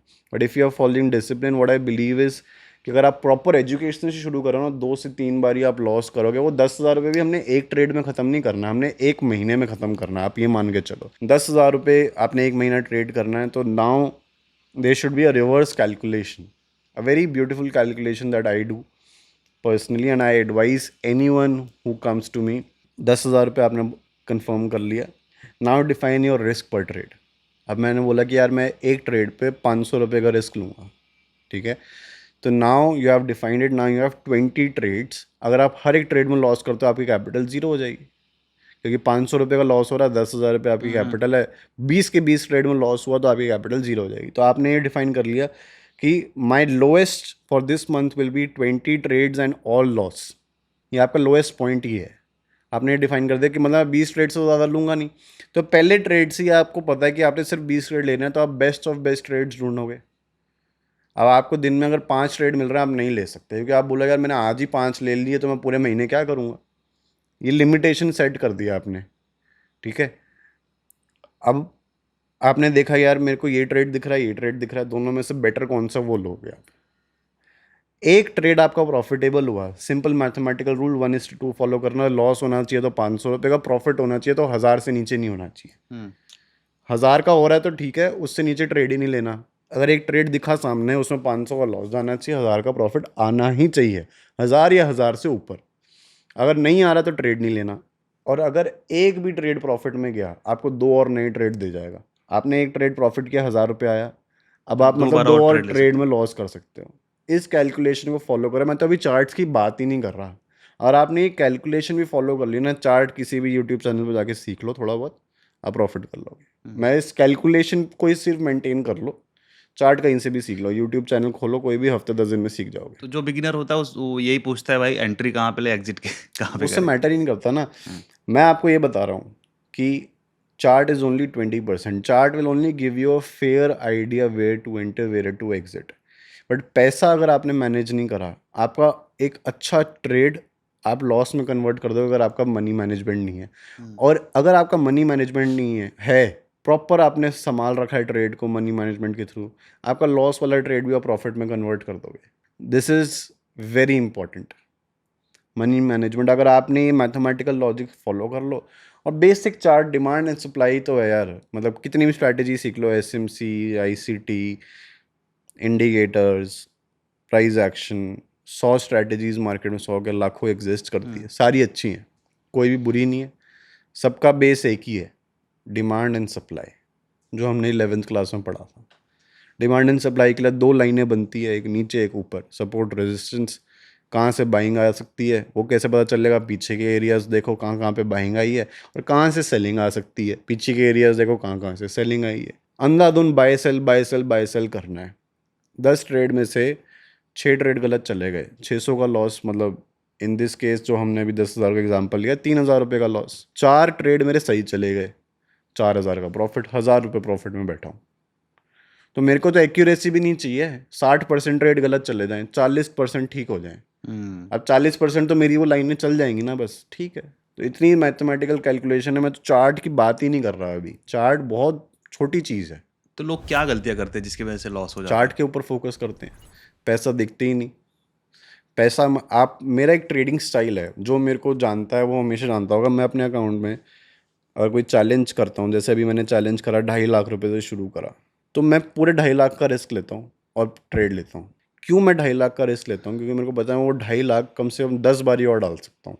क्योंकि मैं 10 बारी 2.5 लाख रुपए डाल सकता हूँ, तो मैं पूरा रिस्क लेता हूँ। अगर कोई बंदे के पास 1 लाख रुपए है तो वो 10,000 या 20,000 से शुरू करे, क्योंकि उसको पता है वो 5 बारी और डाल ले। अगर उसने 20,000 से शुरू करा, फिर वो पूरा रिस्क ले और ट्रेड ले। क्योंकि मेरे को ऐसा लगता है कि ह्यूमन साइकोलॉजी को, आपको अपने दिमाग को बेवकूफ़ बनाना है। अब आप बेवकूफ़ कैसे बनाओगे कि जब आपने अपने अकाउंट में पूरा 1 लाख रुपए डाल दिया एक साथ, और आपका 15-20 हज़ार का लॉस चल रहा है, तो आपको पता है यार होल्ड कर लेता हूँ, अभी तो बैलेंस बचा हुआ है, अभी तो बैलेंस बचा हुआ है, अभी और होल्ड कर लेता हूँ। अगर आपने डाला ही 20,000, अब अकाउंट ही ज़ीरो हो गया, तो उस जगह से ही बाहर आ गए। अब वो स्ट्रेस ही नहीं है, वापस 20,000 डालो और वापस एक नई शुरुआत करो, नया ट्रेड लो। लोग प्रॉफिट कम होल्ड करते हैं और लॉस ज़्यादा होल्ड करते हैं। कई बार जैसे मैंने देखा है कि जो लिक्विडेशन हीट मैप होता है उसके अकॉर्डिंग भी मैंने देखा है कई बार कि जो वेल्स होती है वो स्टॉप लॉस हिट करने के लिए ही कुछ ऐसा करते हैं कि स्टॉप लॉस हिट होता है, फिर वहां से रिवर्स लेता है मार्केट। इसके तो पीछे ऐसे सिचुएशन में तो हमारा बार बार स्टॉप लॉस हिट हो जाएगा। लॉजिक है ना इसके पीछे। मार्केट में बायर्स हैं, अगर मार्केट में बायर ज़्यादा है और सेलर्स कम है, मार्केट ऊपर नहीं जा सकती। क्यों ऊपर नहीं जा सकती? एक पॉइंट तक तो ऊपर जाएगी, फिर वो रुक जाएगी, क्योंकि बायर्स इतने बढ़ गए। बायर्स खरीदेंगे किससे जब सेलर ही नहीं बैठा अब सामने? सेलर चाहिए आपको मार्केट में। तो जो ये वेल्स हैं सो कॉल्ड, ये खुद ही सेलर बन जाते हैं, मार्केट को नीचे गिराते हैं। जब ये मार्केट को नीचे गिराएंगे सेलर बन के, तो सबसे पहले तो हम जैसे कुछ बायर्स एंटर करेंगे रिटेल वाले कि अरे यार बिट अभी इथेरियम $4,500 पे था, $100 नीचे आ गया, फटाफट बाइंग कर लो, ये बाइंग पॉइंट है। बाय करा 4,400 पे, थोड़ा सा ऊपर जाएगा $10-20, फिर वो एकदम से डिप मारेगा। अब वो 4,500 वाले बायर्स तो सारे लिक्विडेट हो गए। हम जो अब 4,400 पे आए थे वो वाले लॉस में आ गए हैं। अब हम भी पैनिक करना शुरू करेंगे। तो जो लिक्विडेट हुआ है उसका बाय ट्रेड चल रहा था, वो एग्जिट हुआ, तो वो एग्जिट जब हुआ तो वो सेल ट्रेड में कन्वर्ट हो गया। बाय ट्रेड एग्जिट होके सेल बना ना, तो वो सेल जो बना तो और ये नीचे जो आ गया, 4400 वाले जो वापस सेल करना शुरू हुआ और नीचे नीचे लेके आ गया। गया। और जब वो वाला फॉल आते आते वो $4000 पे आ गया, इतनी सेलिंग जब आई, तो ये सारे बायर सेलर में कन्वर्ट हो गए, हम्म। और जो असली बायर था वो एंटर करेगा और ये सारी जो सेलिंग है वो सारी कंज्यूम करके बाइंग कर लेगा। उसको क्या चाहिए था? सेलर ही तो चाहिए था हम्म। सामने, उसने बना लिया सेलर। और ऐसा मैंने महीने में मल्टीपल टाइम्स देखे हैं। ये लॉजिक है मार्केट का, मल्टीपल टाइम नहीं, आप तो ये रेगुलरली देखोगे, ये तो लॉजिक है मार्केट का। और हम खुद फंसते हैं, मैंने ये नहीं कह रहा कि मैं समझा पा रहा हूँ तो मतलब मैं नहीं फंसता हूँ, मैं फंसता हूँ। मैं जो 4400 वाला बायर कह रहा हूँ मैं ही था, हम्म। बट वो मैंने समझा, मैंने लॉस एक्सेप्ट कर लिया। माई अकाउंट वेंट फ्रॉम, जो मैंने पब्लिकली शो करा, from 2.5 lakh rupees as high as 19 lakh गया था। बट जो मैं पब्लिकली दिखा 19 लाख। पाया, हाँ, वो 17.5 दिखा पाया, तब मैं वीडियो नहीं बना पाया था, तो 17.5 लाख मानते हैं। तो उसके बाद वो गिर के 11 लाख तक आ गया, तो मैंने वहाँ पे अपना लॉस एक्सेप्ट कर लिया कि भाई अभी भी मैं प्रॉफिट में हूँ। मैं सोचा यार ठीक है, इसको लॉस में क्यों कन्वर्ट करना है, दिख रहा है मार्केट नीचे आती है, मैंने 11 लाख पे बुक करा। So the next step I did was I withdraw all my profits. मैं कभी भी अकाउंट में पैसा नहीं रखता कि अब मेरे अकाउंट में अगर 11 लाख होगा ना, तो मैं वही लॉजिक पे आ जाऊँगा ओके। कि भाई अकाउंट में पैसा तो पड़ा, थोड़ा सा और अफोर्ड कर लेते हैं लॉस को। तो मैंने सबसे पहले तो अपना सारा प्रॉफिट 6 लाख रुपए वहाँ से विड्रॉ करा, सिर्फ 2.5 लाख रखा और 2.5 लाख ऊपर प्रॉफिट रखा, 5 लाख रुपए अकाउंट में रखा। फिर अब मैंने ये सोचा कि जितना फंड 5 लाख रुपए के ऊपर जितना भी मेरे पास बचेगा डे एंड पे मैं विड्रॉ करता रहूँगा। Withdrawing the profits is very important. Okay. अब अगर मेरा फंड यहाँ से जीरो भी हो जाता है, मैंने प्रॉफिट विड्रॉ करके रखा और मैं उसमें से वापस पैसा डाल लूँगा। बट अब मैंने देखा कि यार मार्केट अब जैसे रिसेंटली जिस रेट पे हम अभी बना रहे हैं, अभी इथेरियम ने कुछ 3800 समथिंग का एक लो मारा, वहाँ पे उसने बहुत सेलर्स को ख़त्म कर दिया और वहाँ पे उसने मार्केट का सारा फंड उड़ा दिया। क्योंकि जो बंदा 4400 पे बाइंग करके बैठा हुआ है, अब वो ये सोच रहा होगा अभी बैलेंस थोड़ा सा है, थोड़ा सा और रख लेता हूँ, थोड़ा सा और रख लेता हूँ। वो रखते रखते रखते वहाँ पे तो उड़ा ही होगा। मतलब उसने कुछ ही बंदे होंगे जो बचे होंगे बहुत मुश्किल से, या तो आप हार मान जाओगे अगर पैसा बचा है, और अगर बचा ही नहीं है तो आपके पास कोई ऑप्शन ही नहीं है, और बच जाएगा तो आपके अंदर हिम्मत ही नहीं रहेगी कि आप उसको 3800 पे जो आपने 4400 पे बाइंग कर रखी है आप होल्ड कर पाओ। मार देते हैं ट्रेडर को ना, ख़त्म कर देते हैं। तो दैट इज़ वाई सबसे पहले तो लॉस एक्सेप्ट करना सीखना है। Stop loss is very important.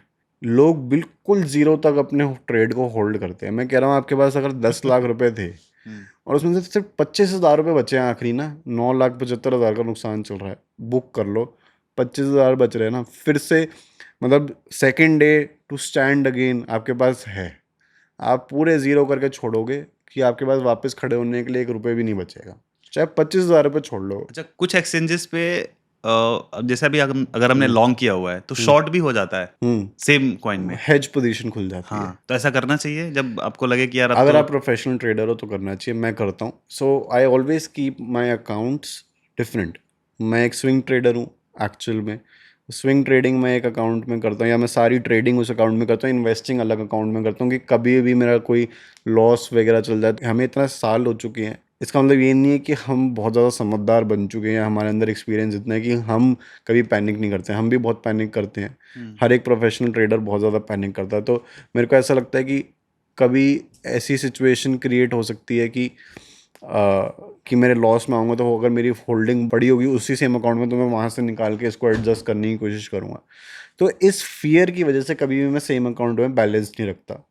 Now जो आपका क्वेश्चन है, if my trade is running on a higher time frame, जैसे कि अगर मैंने बिटकॉइन को बाय कर रखा है on a chart of 4 hour और डेली टाइम फ्रेम, ट्रेड को मैं 1 महीना या 15-20 दिन चलाने वाला हूँ। फॉर एग्जांपल अभी मेरा करंटली ट्रेड इथेरियम में चल रहा है कुछ $4,000 से। अब मेरा टारगेट है कि मैं उसको $4,500 तक रखूँगा फॉर एग्जांपल। तो $500 का मेरा टारगेट है, जो कि it can take 15-20 days, even 1 month. But उसके बीच में लगता है कि इथेरियम 4200 तक आ चुका है, तो यहाँ से $50 नीचे गिर सकता है। That is what I am analysing on 15 minute time frame. तो मैं उसमें एक सेल ट्रेड भी ले लूँगा ओके। और वो $50 पे कवर करके फटाफट एग्जिट कर लूँगा। बट मैं अपना बाय नहीं काट रहा, क्योंकि उसको चलने दे रहा मैं। बाय चांस अगर ये नीचे नहीं आया तो मैं इसका स्टॉप लॉस ले लूँगा, कोई प्रॉब्लम नहीं है, बट मैं उसको नहीं काट रहा, उसको चलते रहने दो।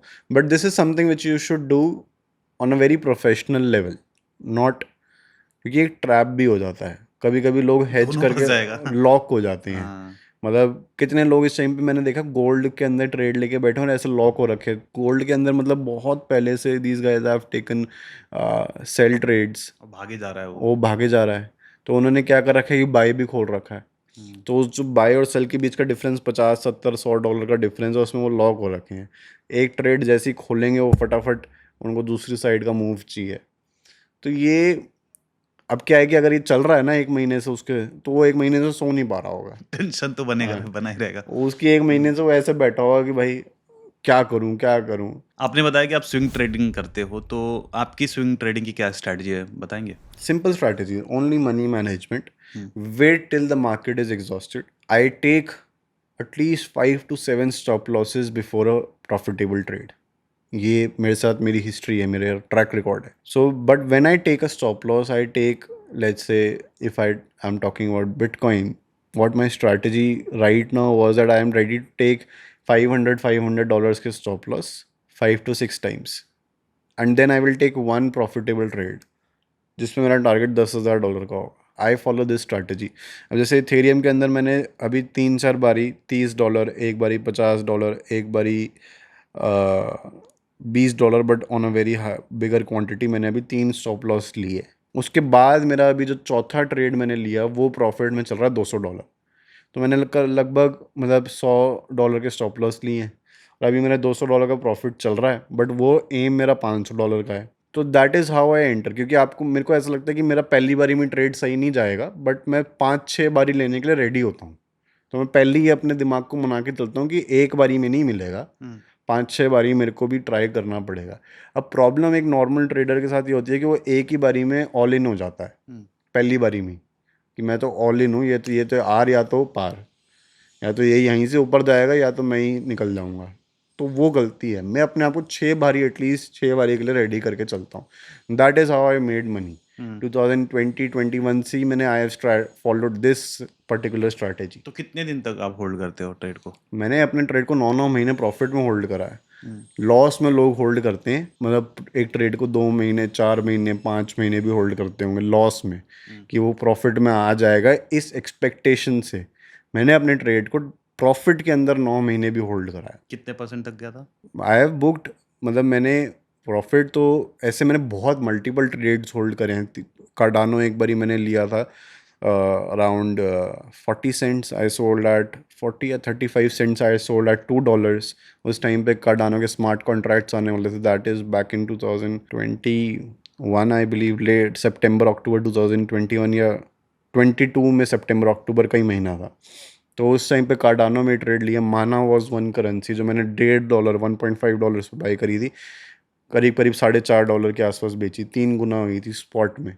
मैं ऑल्ट कॉइन्स पे बहुत ट्रेड लेता हूँ, बट मैंने लॉसेस भी बहुत बुक करे हैं। मैंने एक ट्रेड, एक बॉन्ड एक करेंसी होती थी, मैंने $3.2 समथिंग में बाई करी थी, $4 तक गई थी, $40,000 का मेरा रनिंग प्रॉफिट था। और वो वहाँ से प्राइस जो नीचे आया है, वहाँ से मैंने करीब करीब $60,000 का लॉस बुक करा है। $40,000 के प्रॉफिट में मैंने इतने टाइम तक उस ट्रेड को होल्ड करा है कि और ऊपर जाएगा। ऐसी भी सिचुएशन मेरे साथ क्रिएट हो गई थी कि अगर वो ट्रेड हो जाता तो जो मैंने इतने सालों में मेहनत करी थी ज़ीरो हो जाती, मैं ज़ीरो हो जाता। So there was this currency TRB, and $135 पे वो चल रही थी, and so I took a short position of 5,000 TRBs, which was $8 का मूव आता है तो $5,000 ऊपर नीचे होएगा। तो आई वॉज ट्रैवलिंग 2023 दिसंबर, मैं जापान जा रहा था। तो मेरी फ़्लाइट थी एंड वो ट्रेड चल रहा था, मैंने शॉर्ट ट्रेड ले रखा था $135, मेरे को प्राइस पता एग्जैक्टली। तो पहले प्रॉफिट में आई $5,000, फिर लॉस में गई। तो मैंने उसमें कुछ, पहले मैंने नितेश जो मेरे साथ है, मैंने उनको बोला कि यार कि आप मेरे को ना व्हाट्सएप पे भेजते रहना कि क्या प्राइस चल रहा है, और मैंने उसको अपना लॉगिन आईडी पासवर्ड दे दिया। मैंने उसको बोला लॉगिन तभी करना अगर मैं बोलूँगा एग्जिट करने के लिए, तो लॉगिन करके एग्जिट कर देना, क्योंकि मेरा व्हाट्सएप चल रहा होगा फ़्लाइट पे। तो फिर उसके बाद जब मैं फ़्लाइट में बैठा तो मेरे को लगा यार टेंशन में जाऊँगा 8 घंटे, काट ही देता हूँ। अभी एग्जिट कर देता हूँ। तो मैंने कुछ $5 6 हज़ार का लॉस में उसको एग्जिट कर दिया, लॉस में। When I landed, that TRB made a high of $470 उस एक ही रात के अंदर। वैसे तो इससे ऊपर भी गया था, बट जो जहाँ पे लास्ट ट्रेड एग्जीक्यूशन हुई थी दैट वाज $470। मेरा $135 पे काटा था एंट्री आपने। थी, अच्छा, एंट्री। मतलब सेल की। मतलब वो वहाँ से 3 गुना 300% उस 8 घंटे के अंदर ऊपर गया था, 300%। स्पॉट में था, लेवरेज के साथ था? लेवरेज में, फ्यूचर ट्रेडिंग में। स्पॉट में तो आप सेल नहीं कर सकते, फ्यूचर ट्रेडिंग में। मतलब कि अगर वो हो जाता तो मेरा तो पूरा सब कुछ ही उड़ सब जाता, लॉस हो क्योंकि जाता। उस टाइम पे मैंने अपने अकाउंट में पूरा बैलेंस रखा हुआ था, बिकॉज मैं उस टाइम पे एक्सचेंज शिफ्ट कर रहा था अपना, तो मेरे को फंड्स ट्रांसफ़र करने थे, तो पूरा बैलेंस उस वॉलेट में ही पड़ा हुआ था, तो वो तो सब कुछ ख़त्म कर देता आपने क्रॉस पे ले रखा था क्या? क्रॉस पे। तो मैं क्रॉस पे ट्रेड लेता हूँ, क्योंकि अच्छा। मेरे को उस टाइम पे मैं क्या करता था, मैं 5-5 6-6 करेंसीज में एक साथ ट्रेड खोलता था। इस वजह से मेरे को क्रॉस में ही मैं हमेशा ट्रेड लेता था, बट वो तो सब कुछ ख़त्म कर देता मेरा, अगर वो एक मैं काटता नहीं तो, क्योंकि मैंने स्टॉप लॉस नहीं लगा रखा था। तो मेरे को ऐसा होता है कि when I am tracking a trade then I don't place stop losses, क्योंकि मेरे को अपने ऊपर कॉन्फिडेंस है कि मैं लॉस एक्सेप्ट कर लेता हूँ, मैं बुक कर लेता हूँ। मेरे को लॉस एक्सेप्ट करने में अब आदत हो चुकी है कि मेरे को प्रॉब्लम नहीं है। ऐसी कोई स्ट्रेटजी आपकी होती है कि यार इतना लॉस होगा तो बुक कर लूंगा और इतना प्रॉफिट होगा तो बुक अब कर तो मैं लूंगा? डालता ही उतना ना जितना पूरा ही लॉस हो जाए। अब मेरा सिंपल स्ट्रैटेजी है जीरो कर देते हैं? कि ज़ीरो ही करना है, या यहाँ से इसको 3 से 4 और टाइम्स करना डीसीए वगैरह नहीं करते आप? है। नहीं, ये बहुत। स्ट्रेटजी सही है डीसीए करना? अगर आपको लगता है कि आपकी पोजीशन वहाँ से प्रॉफिटेबल टर्न आउट कर सकती है, डीसीए का भी ना एक रूल है जो लोग फॉलो नहीं करते, DCA should be done logically. Okay. और आपको लगता है कि वहाँ पे एक सपोर्ट है तो आप डीसीए कर लो। I don't add funds for DCA, कि मैं उसको एवरेज करने के लिए I will never add funds. अगर मेरे उतने में काम हो रहा है तो ठीक है, मैं अपने अकाउंट में पैसा रखता ही नहीं, जितना रखूँगा उतना पूरा जाएगा तो ठीक है। आई विल नॉट कीप, क्योंकि आपको अपने दिमाग को मैनिपुलेट करना है। आप हम कोई भी बंदा इतना प्रोफेशनल नहीं हो सकता कि वो पैनिक ना करे एक ट्रेड के एंट्री पे। तो अब आपको अपने कुछ ऐसी चीज़ें आपको करनी पड़ेगी कि आपको वो पैनिक जो सिचुएशन है वो उसको हटाना पड़ेगा। उसको हटाने के लिए मैं पैसा ही उतना डालता हूँ जितना मैं देने के लिए रेडी बैठा हूँ। स्विंग के लिए कैसे एंट्री लेते हैं? स्विंग के लिए सिंपल है, टाइम फ्रेम्स आपके बड़े होने चाहिए।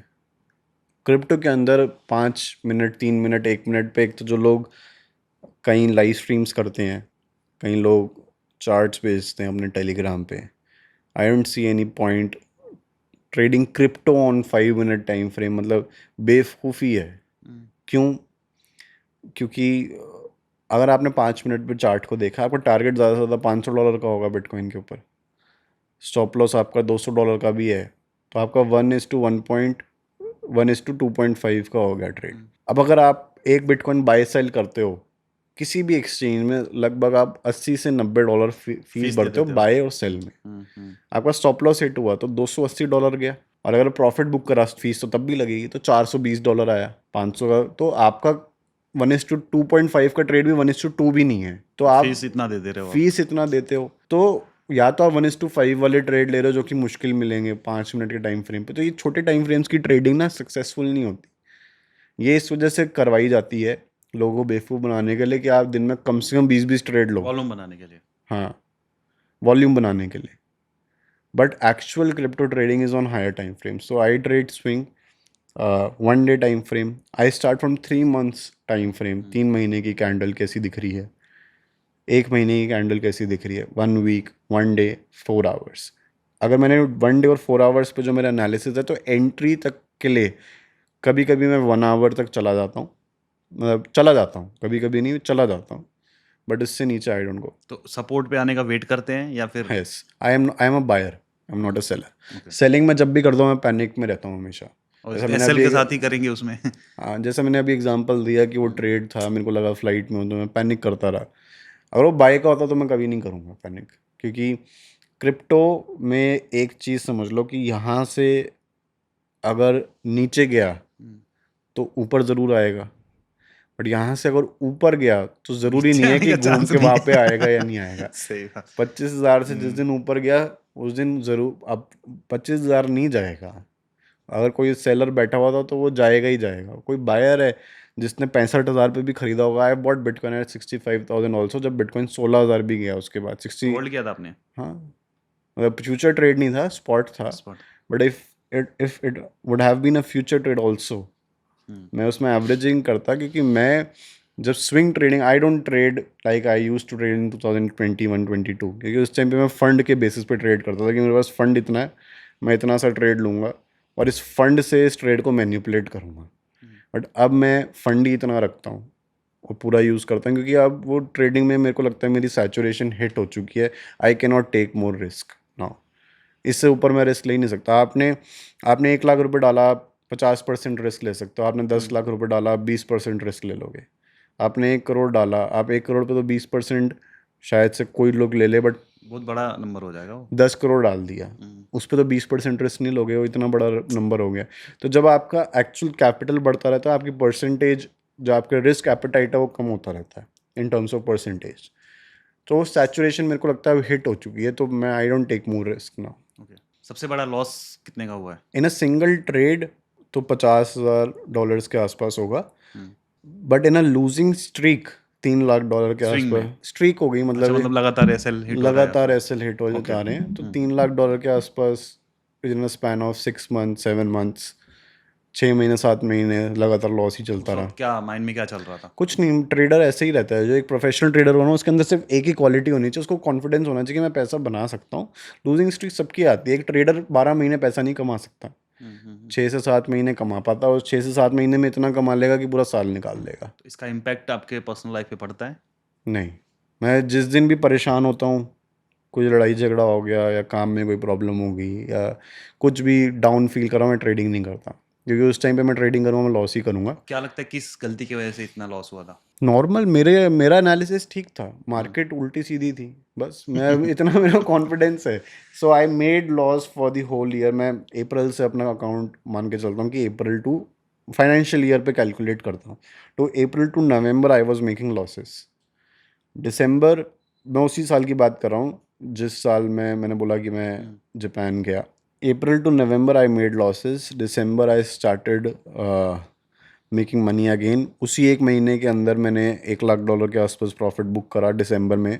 जिस महीने में मैंने लॉस लिया था टीआरबी का 4-5 हज़ार का, तो एक छोटा सा पार्ट था, तो उसी महीने में मैंने इतना प्रॉफिट बुक करा। I paid around $16,000 in faeces, जो मैंने दिसंबर महीने में उस टाइम पे पे करी थी। फिर जनवरी फरवरी मार्च 3 महीने के अंदर मैंने सारा लॉस रिकवर करा, एंड वो साल मैंने प्रॉफिट में क्लोज करा। तो पूरा साल अगर मैं देखूँगा तो मेरा प्रॉफिट में था, जिसका मैंने उस टाइम पे एक यूट्यूब वीडियो भी डाली थी कि वो साल मैंने प्रॉफिट में क्लोज करा है। बट ये लॉसेस होते हैं, जैसे अगर आप ओवरऑल देखोगे तो इस साल भी मैंने, अगर मैं लास्ट 3 महीने की बात करूँ, तो ओवरऑल मतलब बहुत कोई अच्छा प्रॉफिट नहीं है, मतलब मैंने कुछ नहीं कमाया। लॉस किया पहले के 1.5-2 महीने, फिर अभी इस महीने में मैंने काफ़ी अच्छा प्रॉफिट किया, तो लॉस रिकवर हो गया, थोड़ा सा प्रॉफिट में आ गए हैं। बट ऐसा कुछ नहीं है कि मैं कंसिडरेबल अमाउंट जिसको कंसिडर करूँगा, मतलब मैं सोचूंगा भी कि हाँ, जो 3 महीने में मैंने अपने ऊपर खर्च किया होगा उतना भी नहीं कमाया अभी। वो होता है यार, ये सोशल मीडिया या इंस्टाग्राम पे दिखाने का lifestyle is something different, that is done to attract audience, की आपने ये सारी चीज़ें दिखाई कि हमने $5,000 का प्रॉफिट करा, चलो घड़ी लेके आते हैं। ये बेवकूफ़ी होती है यार, मतलब मेरे को नहीं पसंद ये सब चीज़ें। तो ऐसी रील तो ज़्यादा वायरल जाती है। बस वो इसी वजह से तो बनाई जाती है, क्योंकि लोगों को देखना ही है। इसमें इन्फ्लुएंसर की गलती नहीं है, लोगों को देखना ही है। या आज मैं कोई रील बनाने बैठूं जिसमें मैं समझा रहा हूँ कि क्रिप्टो करेंसी क्या होती है, कोई देखेगा ही नहीं। नहीं देखे। और मैं उसको ये दिखाऊं कि देख, मैंने $5,000 या $10,000 का फोन प्रॉफिट किया, अब जाके मैं रोलेक्स लेके आऊँगा, वो देखेंगे सारे। वो मेरी सक्सेस में खुश होंगे जिसमें उनको कुछ मिलना नहीं है, और अगर मैं ज्ञान दे रहा हूँ जिसमें वो कुछ सीख लेंगे, वो कोई देखना नहीं जा रहा। ये तो नॉर्मल इंडस्ट्री स्टैंडर्ड बन चुका है। और आपने हाईएस्ट प्रॉफिट कितना किया होगा? $93-94,000 इन अ सिंगल ट्रेड, जो एक सिंगल ट्रेड में मैंने अल्ट किया, कॉइन में किया था? ऑल्ट कॉइन में। कार्डानो वाला ट्रेड जो था मेरा, इस वजह से मेरे को डेट वाइज याद था। तो एक बार मेरी ऑडियंस को बताइए कि अल्ट कॉइन्स क्या होते हैं? Alt coins is any coin except bitcoin, alternative coins basically. आजकल तो मगर इथेरियम को भी हम एक डोमिनेंट करेंसी मानते हैं, तो any coin except bitcoin and Ethereum you can say is a alt coin. तो हम कैसे फाइंड करेंगे अच्छे अल्ट कॉइन्स जिसमें हम पैसे बना सकें ऑल्ट अच्छे? कॉइन की एक वेव आती है, उस वेव के पीछे एक नैरेटिव होता है। 2021 वाज अ वेव जहाँ पे फाइनेंस बेस्ड ऑल्ट कॉइन्स और smart contract based alt coins चले थे। जैसे सोलाना था, कार्डानो था। सोलाना $8 से $280 गया.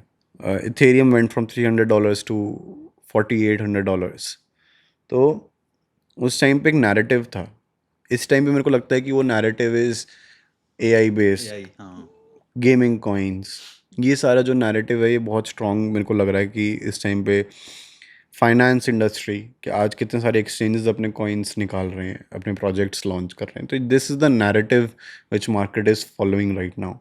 So when ever the alt season will come, उसके लिए मार्केट में इन्फ्यूजन ज़्यादा चाहिए. मार्केट का एक रैली करने का तरीका होता है. So first bitcoin goes up, क्योंकि बिटकॉइन को इतना फंड चाहिए कि जब बिटकॉइन ऊपर जा रहा है तो कुछ ऊपर नहीं जा सकता, क्योंकि वो सारा पैसा बिटकॉइन में ही घुसेगा. So when bitcoin is going up, bitcoin is the only project which will go up. जो वो ऊपर जाएगा थक जाएगा, जैसे 2023 में जाना शुरू हुआ था, अब जाके थका है, तो वहाँ से पैसा निकलेगा और घुसेगा इथेरियम में. ओके. सो जब बिटकॉइन थक गया, इथेरियम $1,500 पे था अभी जब इथेरियम में फॉल आया. अब इथेरियम उस टाइम पे $3,500 पे था. ब्लैक रॉक जैसी कंपनी $3,500 पे तो खरीदेगी नहीं उसको, वो तो खरीदेगी उसको लोएस्ट पॉइंट पे. तो वो पहले $1,500 तक आया, लाया गया. यू कैन से डिफरेंट न्यूज़ेस क्रिएट करी गई इथेरियम को $1,500 तक लाने के लिए. एंड देन वहाँ पे बाइंग हुई. अब जब वहाँ पे बाइंग हुई, देन वी सॉ कि इथेरियम के अंदर वो रैली आई. बिटकॉइन वहाँ पे आपने देखा होगा स्टेबल रहा. Okay. Bitcoin came from 95 96 to 123 124, but Ethereum 1500 से आया 4900, विच इज़ मोर देन 300%. तो अब जब वो इथेरियम थक जाएगा ना, जब इथेरियम मेरे को लगता है कि ये ऑल टाइम हाई क्रॉस करेगा, अपना $5,000 के ऊपर जाएगा, तो उस टाइम पे इथेरियम फिर साइडवेज होएगा, थोड़ा सा ऊपर जाके क्रॉस करेगा, मे बी $5,000-6,000 का जिस दिन हाई स्टेबल हो मारेगा. जाएगा. जब भी वो मारेगा, मैं ये नहीं कह रहा कि अभी या नेक्स्ट मंथ या नेक्स्ट ईयर या जो भी टाइम होगा, may be it can be before दिसंबर. उसकी रीजनिंग ये हो सकती है कि दिसंबर में हॉलीडे सीजन शुरू हो जाता है वेस्टर्न वर्ल्ड में, तो कोई भी ट्रेड नहीं करता, तो वॉल्यूम्स जो है काफ़ी कम हो जाती हैं. तो जनरली मूव्स उसके आसपास ही आते हैं, उससे पहले या उसके बाद. अगर वो उस टाइम पे ऐसी कोई सिचुएशन क्रिएट करता है और फेड ने रेट कट कर दिया जिसकी वजह से मार्केट में फ्लो ऑफ मनी बढ़ेगा, तो उस टाइम पे फिर यू विल सी कि ऑल्ट कॉइन्स ऊपर जाना शुरू होंगे, क्योंकि फिर इथेरियम से पैसा बाहर निकलेगा, इथेरियम साइडवेज चलेगा और ऑल्ट कॉइन्स में वो सारा पैसा घुसेगा. ऑल्ट कॉइन्स साइज़ में छोटे हैं, तो उनको पैसा बहुत कम चाहिए पंप करने के लिए, तो वो पैसा फिर उनमें घुसेगा और फिर वो पंप करेंगे. तो क्या कुछ आप ऐसे टॉप 5 अल्ट कॉइन्स के नाम बताना चाहोगे जो आपको लगता है जिस पे आप बुलिश हो? मैंने अभी कुछ करेंसीज जिसमें ट्रेड ले रखा है, दैट इज़ इथेरियम के अलावा what I feel is Solana is good, क्योंकि ETF की न्यूज़ अभी काफ़ी चल रही है आसपास उसके. And then ARB is Arbitrum is one currency. Near is one project जो कि मेरे को अच्छा लग रहा है. LDO एक बहुत अच्छा प्रोजेक्ट है. And CRV is a very good project. उसके बाद बहुत सारे और छोटे छोटे हैं, बट वो इनमें रिस्क जो है वो थोड़ा सा ज़्यादा है. बट ये वाले जो प्रोजेक्ट हैं एब्सोल्यूट बॉटम पे ट्रेड कर रहे हैं. यहाँ से ब्रेकआउट देंगे, ऊपर जाएंगे, 100 से ऊपर % आपको स्पॉट के अंदर रिटर्न दिखेगा, 100% से ऊपर. और ऑल्ट सीजन लोगों ने अभी देखा नहीं है. 2021 के पहले 3 महीने और आखिरी 3 महीने में आया था.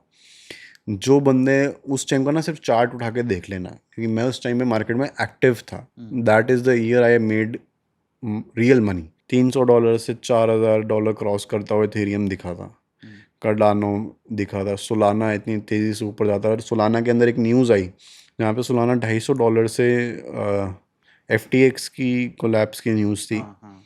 तो $8 तक आया, but Solana was a very good project.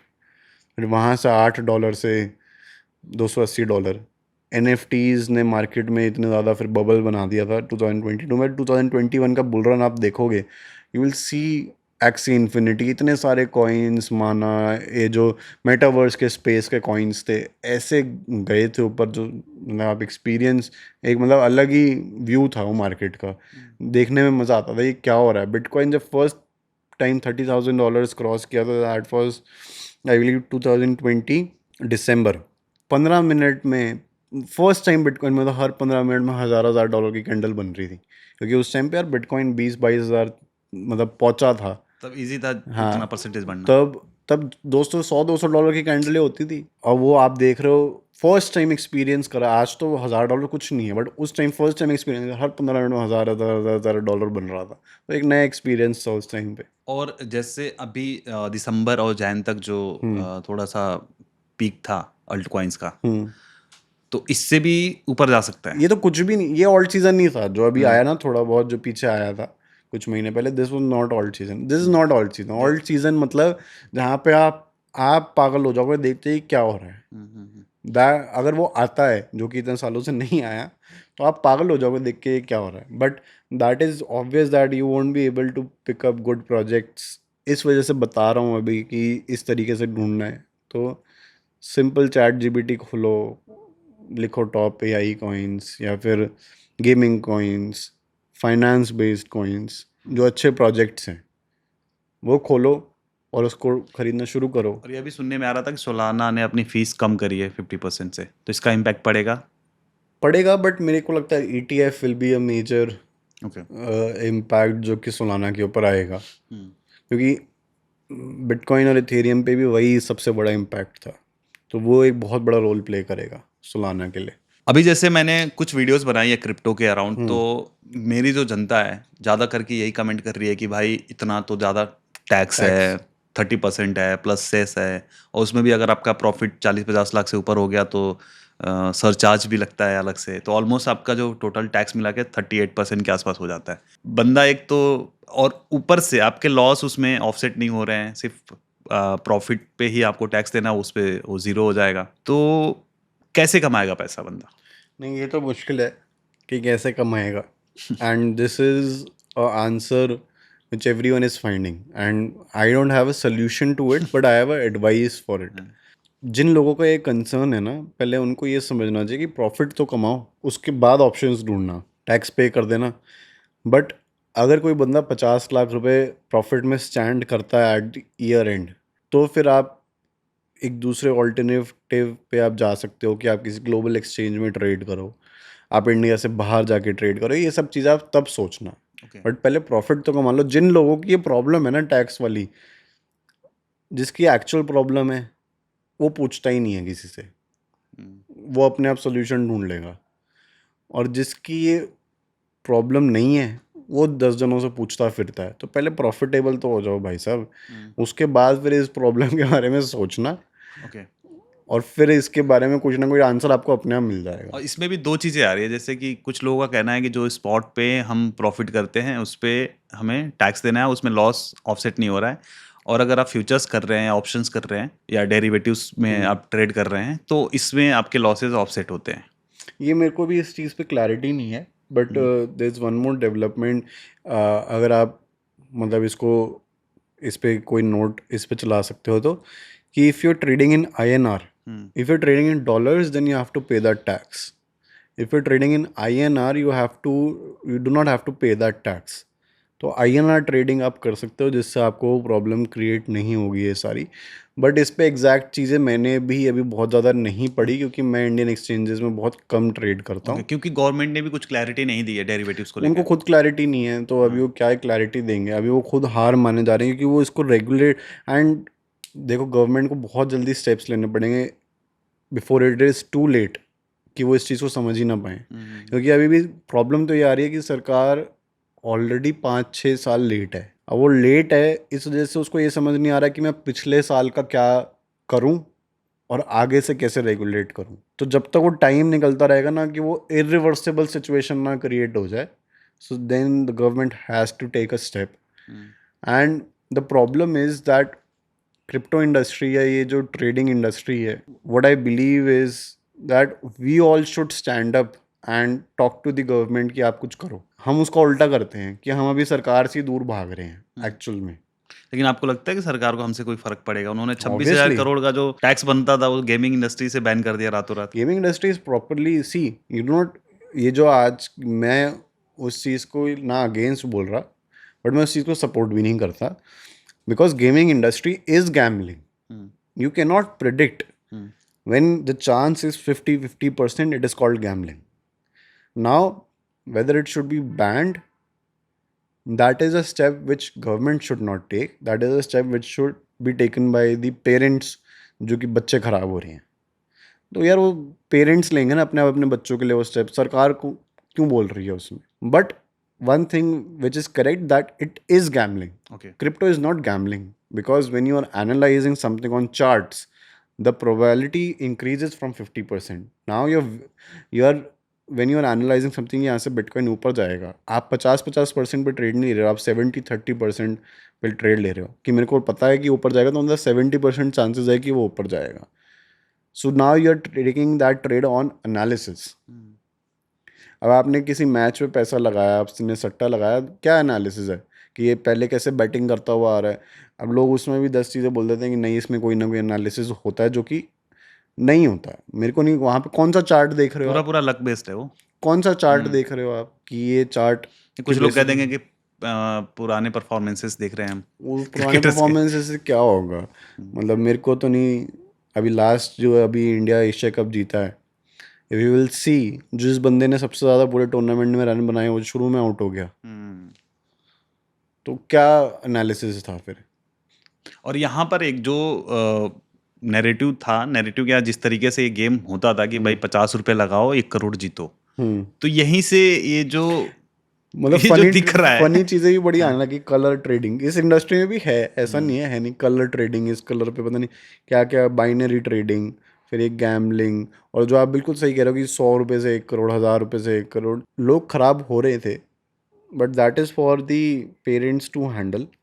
हमारे टाइम पे भी ये सारी चीज़ें हुई हैं. और आप सोचो 40 करोड़ लोग खेल रहे थे. क्रिप्टो में कितने लोग हैं? 2-2.5 करोड़ इंडिया होता के. है. आप ये एक चीज़ देखो विच is very ironic, that you have the money but still you don't do it.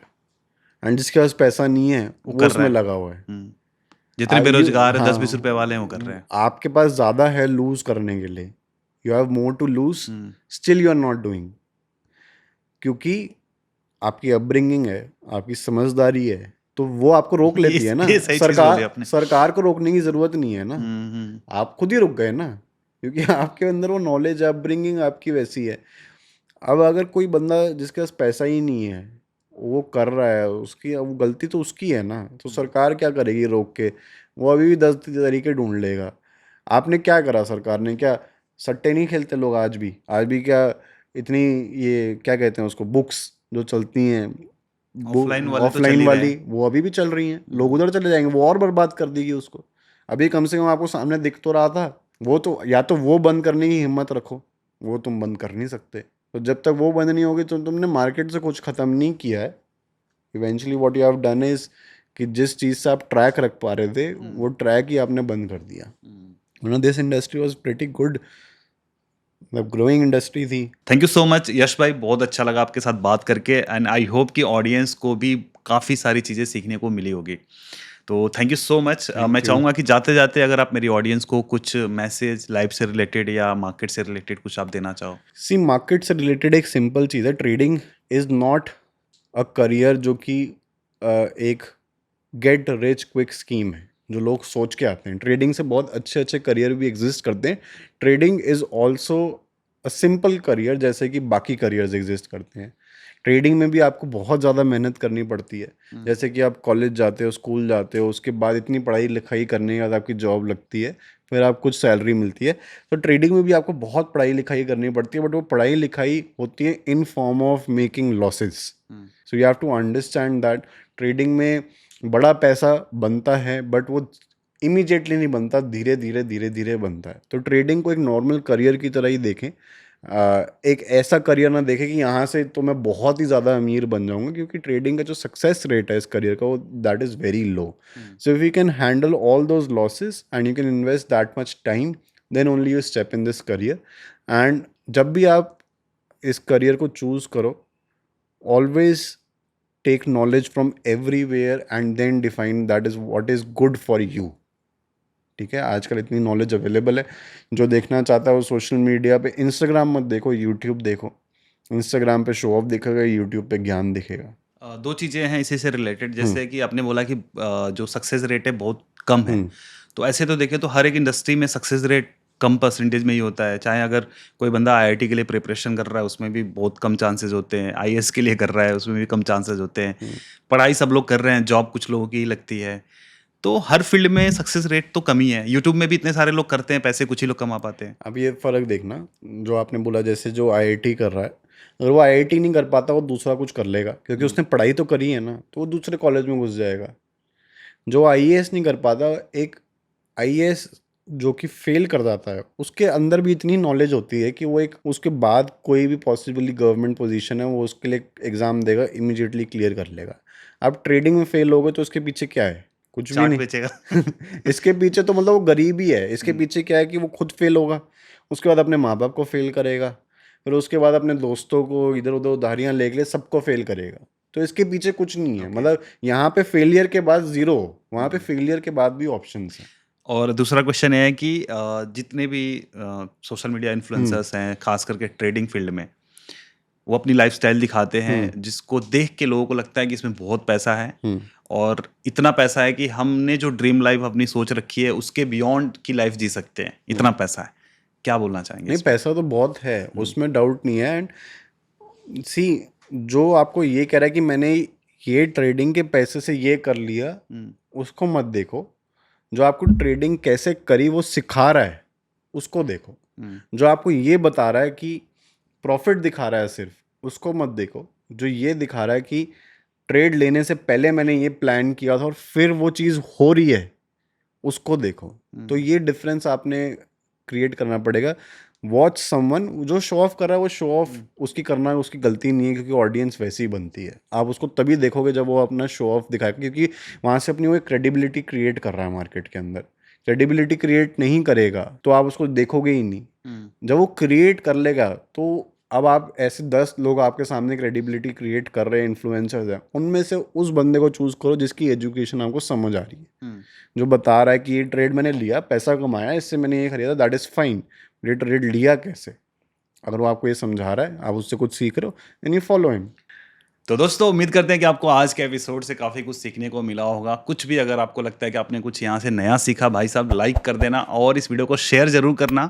और अगर आप पहली बार आ रहे हैं इस चैनल पर, तो चैनल को सब्सक्राइब किए बिना मत जाना, क्योंकि हम यहाँ पर ऐसे ही इंस्पायरिंग पर्सनालिटीज़ को लेकर आते रहते हैं, बिना पैसे लिए भाई। तो दोस्तों, फिलहाल के लिए इस वीडियो में इतना ही। मिलते हैं किसी और धमाकेदार एपिसोड में। तब तक के लिए आप जहाँ भी रहो, मत जाते रहो।